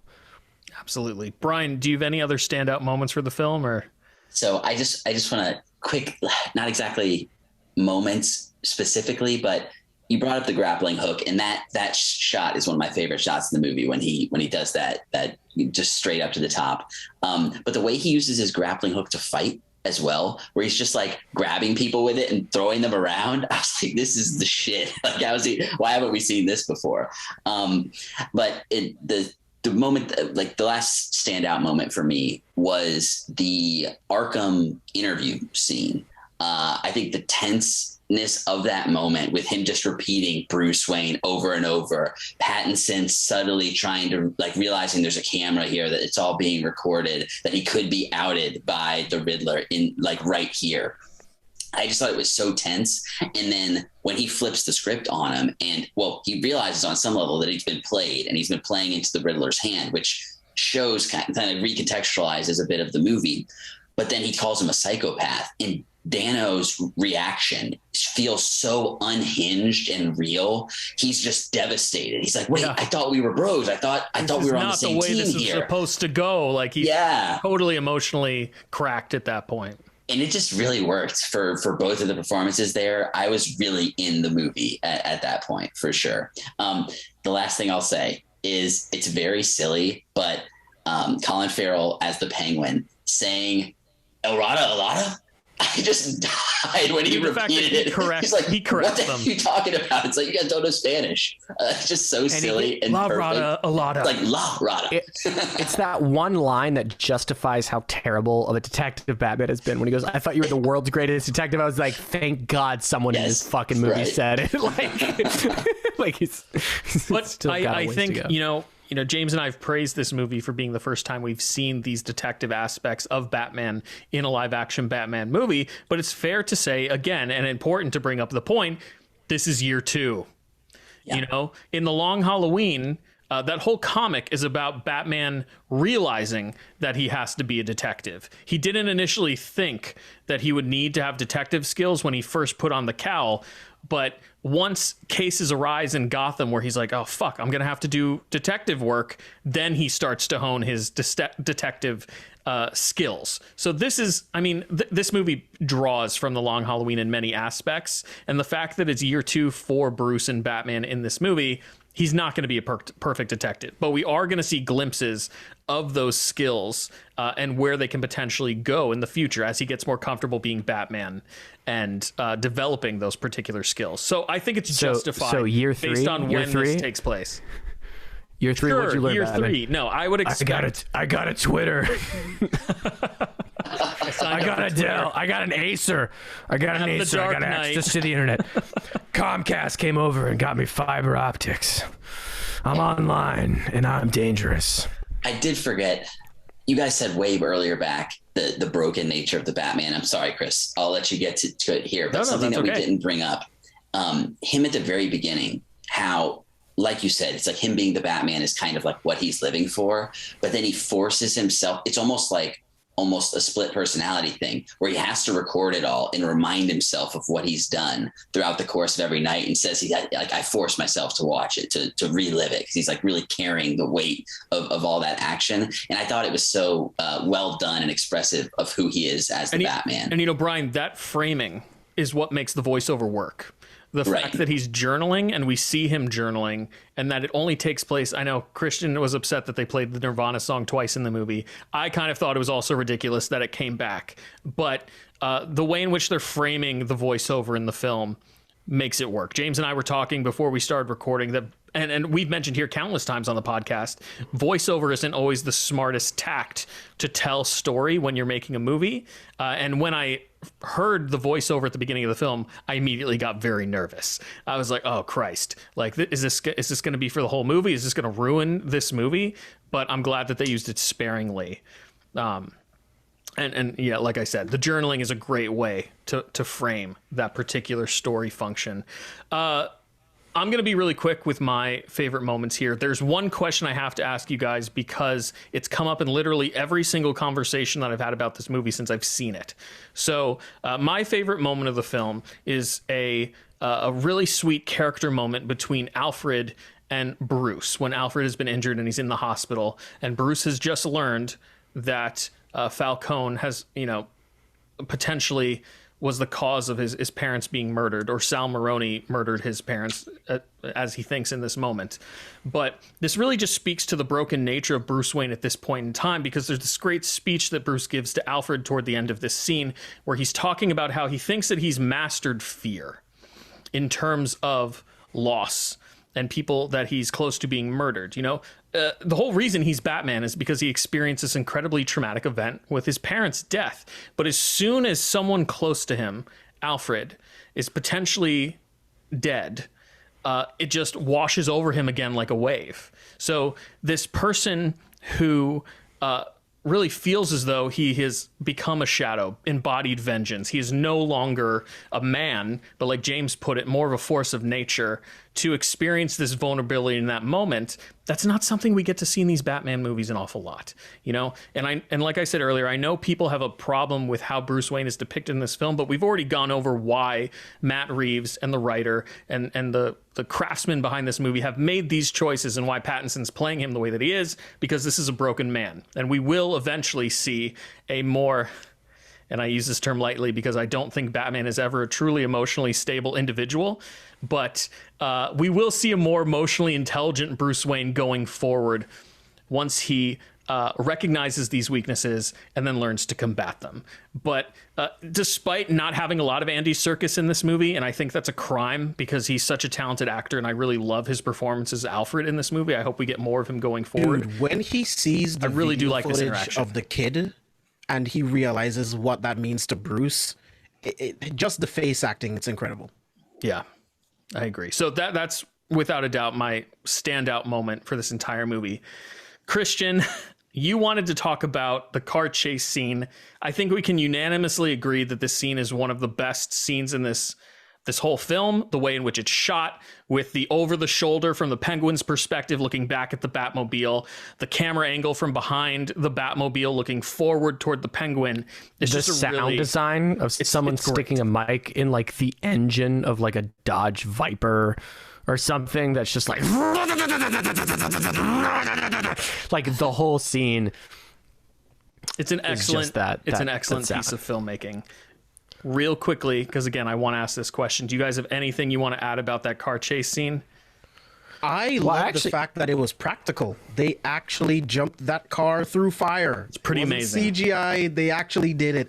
And it looks completely badass. And even after all of that adrenaline, Batman gets out of the car and that slow stride up to Penguin's flipped car. And then he just bends down and just stares at him. I'm like, this is the fucking Batman, bro. This is it. Let's go. Christian, Brian, do you have anything you want to add? It's a little unfortunate that the climax of it was in the trailer and the interesting shots that they do with the upside down stuff, but it still 100% worked for me. And I think the design the Batmobile looks very much like a modded up car that kind of has this like turbocharged craziness on the back. And the fact that he's, very early in the Batman, I really liked the design. It was much less clean than a lot of the other stuff that we've seen in the it's an American muscle car. Yeah, just a straight up muscle car. It's pretty so cool. Good. All right, guys. No, like sound design is the big standout there. I didn't see the trailer, so it wasn't ruined for me. I love the amount of time between us knowing that Batman like boosted through it and then Penguin laughing. They sit with Penguin laughing. It's just in the rear view mirror, and he's just laughing and cackling. And you're like, Batman, like he boosted through it. You're like, are they really hanging this long? It's like 20 seconds of Penguin cackling before the car falls down out of the fire, and it's very good. Chris, I know you're trying to wrap things up really quick, but I did want to go back to the scene with Alfred, and I think you already kind of referenced it, which is just that there's not enough Alfred in this movie to justify that scene for me personally, and it's really sad because Andy Serkis is great. I think they could have substituted some of the Jeffrey Wright stuff, who I think is excellent. I love the buddy cop stuff that's happening, but I think they could have subbed some of that with Alfred bouncing off of him a little more, because we just don't get enough of that relationship for that to pay off, right? They pay off the Jeffrey Wright thing and the feigned punch, but I think there was enough work done for that kind of moment early on that they could have, in a 3-hour movie, to have 3 scenes. James, you resaw it, so you can correct me if I'm wrong. There's 3 Alfred scenes, and he disappears from the movie after that point, right? Yeah. So that's far, like, I think that's the part of Bruce Wayne, in closing thoughts, of like, if there is something, I get what they're doing with the whole Bruce Wayne and him not being maybe as different in the different roles that he's playing. One thing that they are missing is there's more of that, like, Alfred's like, I knew you as a boy. I've known you my entire life. Like, this charade of you being angry and vengeful isn't really there with us because I know you. Like, I feel like that's his father, his surrogate father. Right, and you get Bruce Wayne go like, "You're not my fucking dad." Yeah. That was a moment in the movie where I was like, "How fucking old are you, dude? Like, are you 16? Like, is this 16-year-old like, Batman?" Yo, dude, But he's it your makes only sense fucking emotionally. friend.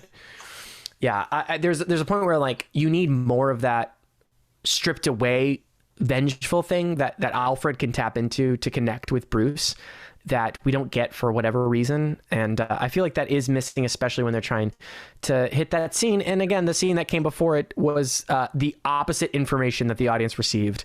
I talked about this plot inertia. That is part of that weird, oh, now I'm supposed to feel this way all of a sudden movie? Well, fuck you. Like, that's not fair. Like, see, I think it's like the filmmakers, like, you already know the relationship between Bruce and Alfred. It's like we don't need to waste a lot of time on this in this film when we know that we're going to do others. Another reason why I'm okay with it is because even in Batman Year One, Alfred isn't really in it at all. You see him like once or twice, and then you don't even see him again. It's all just like Batman and Gordon. So it's like I'm okay with it because I know this is just the first movie, and we're going to get more of that relationship between them later on. So I was okay with it, but definitely a fair criticism for sure. Yeah, and I don't know that, we are, it's not a guarantee. And I think that for how hardcore they went with Batman one way, Alfred is this foil. And to make him the emotional point of this thing that Chris experienced that I just didn't, I feel like you got to build that up a little bit in your movie. Agreed. Chris, is it okay? I know we're going super long, but I think this is important. Is one question I have for everybody, which I think is really important. So we get a moment towards the end of the movie where Batman has this turn, realizes he can't be vengeful, he has to be a series of hope. He sees the electrical wire. He jumps after the electrical wire, takes the thing out of his chest, hits it, goes limp for a second. Did you think they would kill Batman off in this first film? Not at all. There's nothing? No, I did. That thought didn't even cross my mind, to be honest. It's funny you bring this up. I saw it with my friend Peter, and he thought that Batman was electrocuted, and I didn't even get that sense that he was electrocuted necessarily. But yeah, he definitely got shocked because on the way down, you can see his body get a little limp, but then when he hits the water, he gets back up for sure. Yeah. Right. There was a part of me that thought this would be the best fucking ending to this movie, is that he has this turn, sacrifices his life for a few individuals, and we just Joker this thing, and it's like that's what we get from Matt Reeves, the Batman. And part of me really wanted that ending. I'm really happy to see where it goes going forward, but like part of me did think that was almost the perfect out for this little run of Batman, for how dark they made him and this decisions they made. That I'm surprised you never went there. There was never a part of you throughout this film that thought maybe they could kill off the Batman. No. This in the first one out. Definitely that's not. so interesting because I thought Batman is the pinnacle of human perfection. There is no way that such a fall could kill such a perfect. Not human. the fall. No, when you get I know. Electrocuted. Yeah, when you get electric, what he did was he completed the circuit and became the ground and absorbed all the electricity. So I guess he's wearing a lot of rubber. So I don't know. Maybe that's what the Batman prepares for everything. Yeah, this is true. But there's just a part of me that thought that would have been a very thematic way to end this, and for how DC's been doing stuff, a way to just kind of open closed circle loop this little story they had. And I would have been really baller for me. I would have been like, yeah, fucking DC is killing it lately. That definitely would have been interesting. I don't know. I think just following what DC is doing, and yeah, we're going to be getting Michael Keaton back as Batman, but he's going to be the new Batman in the DCEU. And I think Warner Brothers very much wants a new, I'm going to say like Nolan-esque standalone Batman franchise that they can work with that isn't bound by any type of connective tissue. So knowing that, which is why it would have been way cooler if they just fucking killed him. Never crossed my mind. It would have been way cool. How baller would it have been? That's exactly why I was like, are they gonna do? Because he goes, I'm not afraid to die. Yeah. He says that he's not afraid to die. He's afraid of losing others. Yeah. There's a moment when he says, I think this is the end of Batman. And I was like, dude, it would be fucking I would have so much goddamn respect if they're like, fucking sequels are bullshit. We're the Batman, bitch. We're emo. Like, dude, there was a part of me that was like, dude, are you going to do it? Are you going to have the balls? And of course they didn't. But, Anyway, that's my thought on that. I'm surprised none of you were on the same wavelength. I really, with all the it would have been interesting. Like, they could do it. I don't think I would have liked it, to be perfectly honest. But again, I brought a lot of information with me to the movie, a lot of meta outside information, like the script. Yeah, I didn't read this script. So you guys would be proud. I purposefully avoided plot summaries and spoilers for this movie because I wanted to go in cold, because it was a detective movie and it was Batman, and I just wanted the film to wash over me. So yeah, there's that. Okay, anyway, Chris, you can have the show back.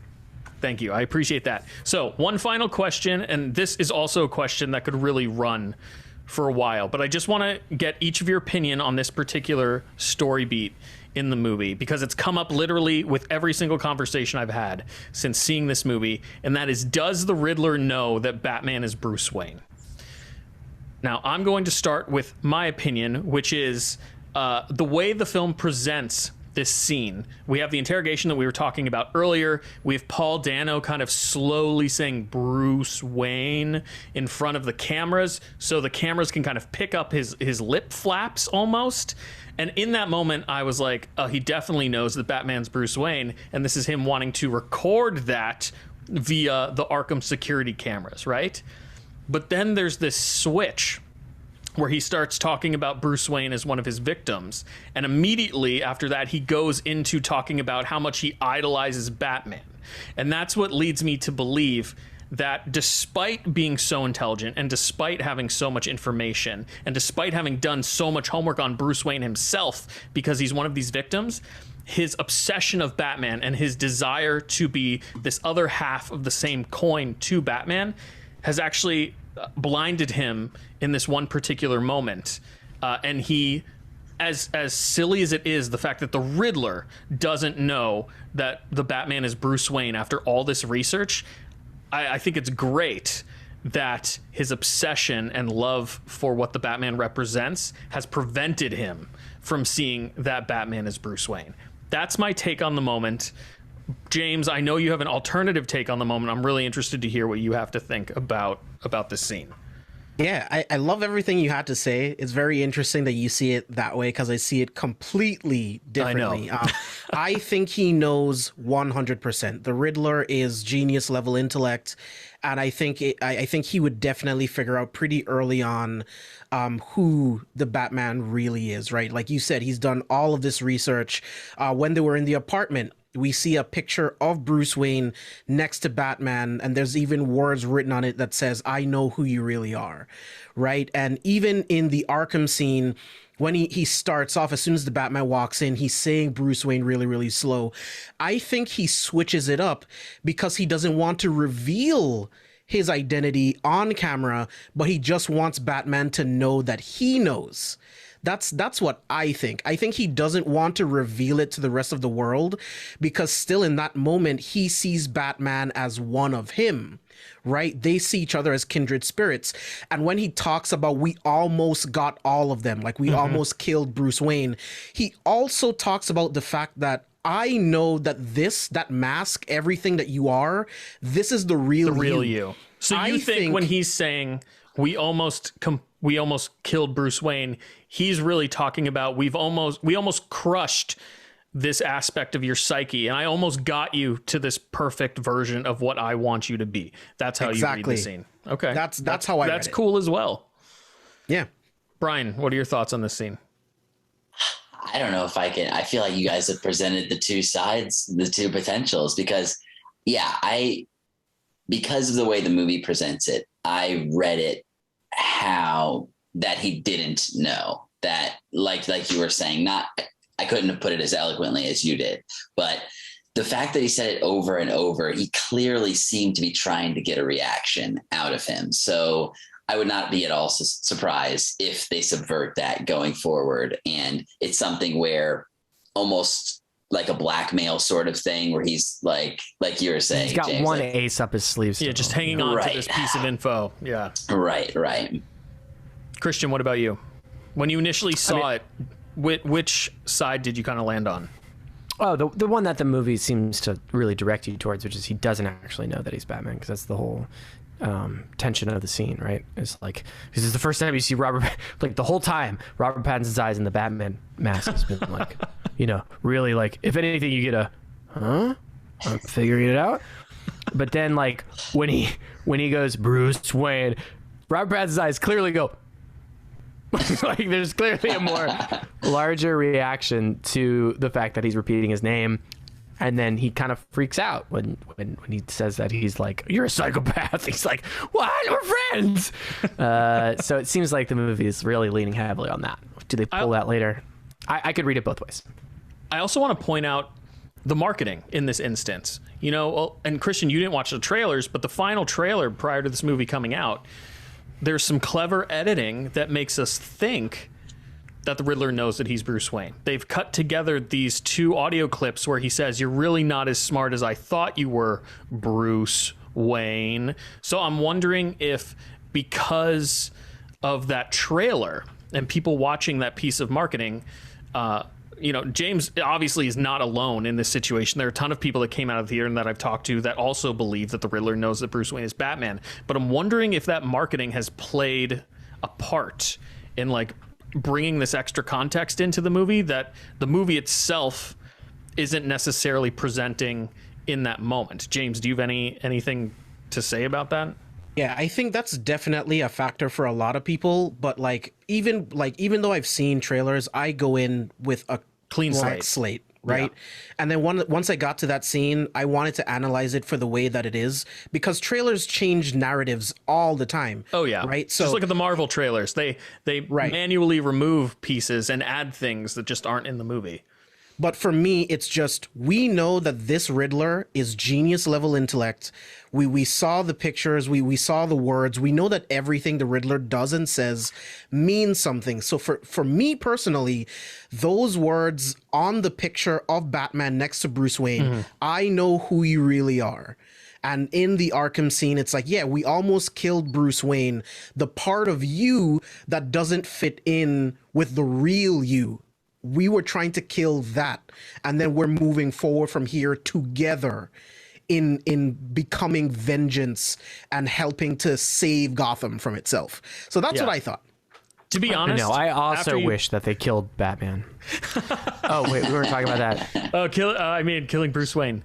After listening to James present it that way, I really dig both readings. So, fellow Pop-O-Holics, we are very interested to hear what you have to say about this particular scene. I might even release a poll next week asking. You can email us. Oh shit! I mean, engagement. Yes, tell us, listeners. We email really us at popholicscast@gmail.com with your opinions, whether or not the Riddler knows that Batman is Bruce Wayne. With that, I appreciate you guys humoring me with that final question there. We're going to wrap up the show. James, thank you so much for coming back to the Pop-O-Holics. We always appreciate it. It's always a great time having you on. Where can our loyal listeners and viewers find you online? Yeah, man, it's always an honor to be on the pod. This was a great conversation talking about the Batman and all of our different opinions. Can't wait to be back on again and love doing this podcast. This is personally one of my favorite podcasts to listen to, so I absolutely love every minute being here. But you guys can follow me all over social media at JB Exclusive. On Twitter, I talk about movies every single week. I talk about comics, manga, anime, all of that on Twitter. If you want to find all of my content creation stuff, just go to carefulforspoilers.com. You'll find links to all of the podcasts on the C4S Podcast Network. You'll find our Batman Year One video review on the website. You'll also find my written review of the Batman on the website, and you'll find my non-spoiler video review on the YouTube channel as well. Hit up the merch store. That's on the website as well. The Patreon, if you want to get exclusive digital code giveaways and stuff like that. So yeah, next week, March 11th, we're going to be talking about the Batman on C4S Villains. Sweet. That episode is probably going to be like 3.5, 4 hours, because we're going to be breaking down every single fucking scene that happens in that movie. So it's every gonna be a second. blast. Yes. It's going to be great. Sounds Christian. It's going to be the most entertaining way that you could do it, because you guys do an amazing job. Thanks, so glad that's not our podcast. Or that I'm excited to watch it, though. Christian, I just want to say from the bottom of my heart, I miss you, dude. And I'm glad that you were able to make time to come back and talk about the Batman with us tonight. Brian and I are super excited for what's happening in your personal life. And all the best. But where can people find you online? Being a dad. Just gonna be being a dad, having a child. No, thank you so much for giving me the time off. I wanted to make sure the podcast kept going, so I really appreciate the hard work that you and Brian are doing to keep it going. And you're doing a great job hosting, and I do miss being on. I listened to every episode like twice. And we also force you to, because you're still editing the audio. This is true. But despite that, thank you so much for having me on the podcast. It's cool to be a guest on your own podcast. I think it's a joy that not many people get to experience. Yeah, how many people get this opportunity? And I realized that just like when I was on the Seaforth Phillips podcast, I'm a bad host. I might be a worse guest. I might be like an even worse guest because I'm like half a host. I can't believe that you dealt with me doing this. Always happy So thank to. you. This was really cool, and I'll be back in probably a month or so, depending on how things go and getting the schedule right with having it. Currently, I'm in the room that the baby might need to be changed in or attended to, so we got to figure out logistics of living in a small place. But listeners don't give a shit about any of that. You can find me at Midnight Satire, listen to the music. I still have an EP that I have to release. Life's been crazy, but I always got to make time for the Batman. So that's why I'm here. But at Midnight Satire, check out the music. Spotify, Apple Music. New stuff coming soon. At some point, who knows? There's a music video, too, with you two blokes in it. That was Weird. Yeah, that we finished. And then I said, I'm going to keep working on it. So we'll be out when it's out. Who cares? No rush. All right, I'm going to stop talking. Brian, where can people find you online? You can find me on Twitter at True Pop-O-Holic. And you can find me on Twitter at Chris Conkling, talking about all things nerdy, comic book, movies, televisions, video games, collectibles. If it's nerdy, I'm talking about it. Of course, you can find Pop-O-Holics on Twitter at Pop-O-Holics. We're on Instagram at Pop-O-Holicscast. Please email us at popaholicscast@gmail.com. As I mentioned before, we love hearing your feedback, your recommendations. We love hearing you tell us that we're totally wrong about the Batman and everything we know to be true is false. Please rate and review us on Spotify. If you leave a 5-star written review, we will read it in our community feedback section during the weekly uploads. Gentlemen, thank you so much again. That's going to do it. We'll see you next time on...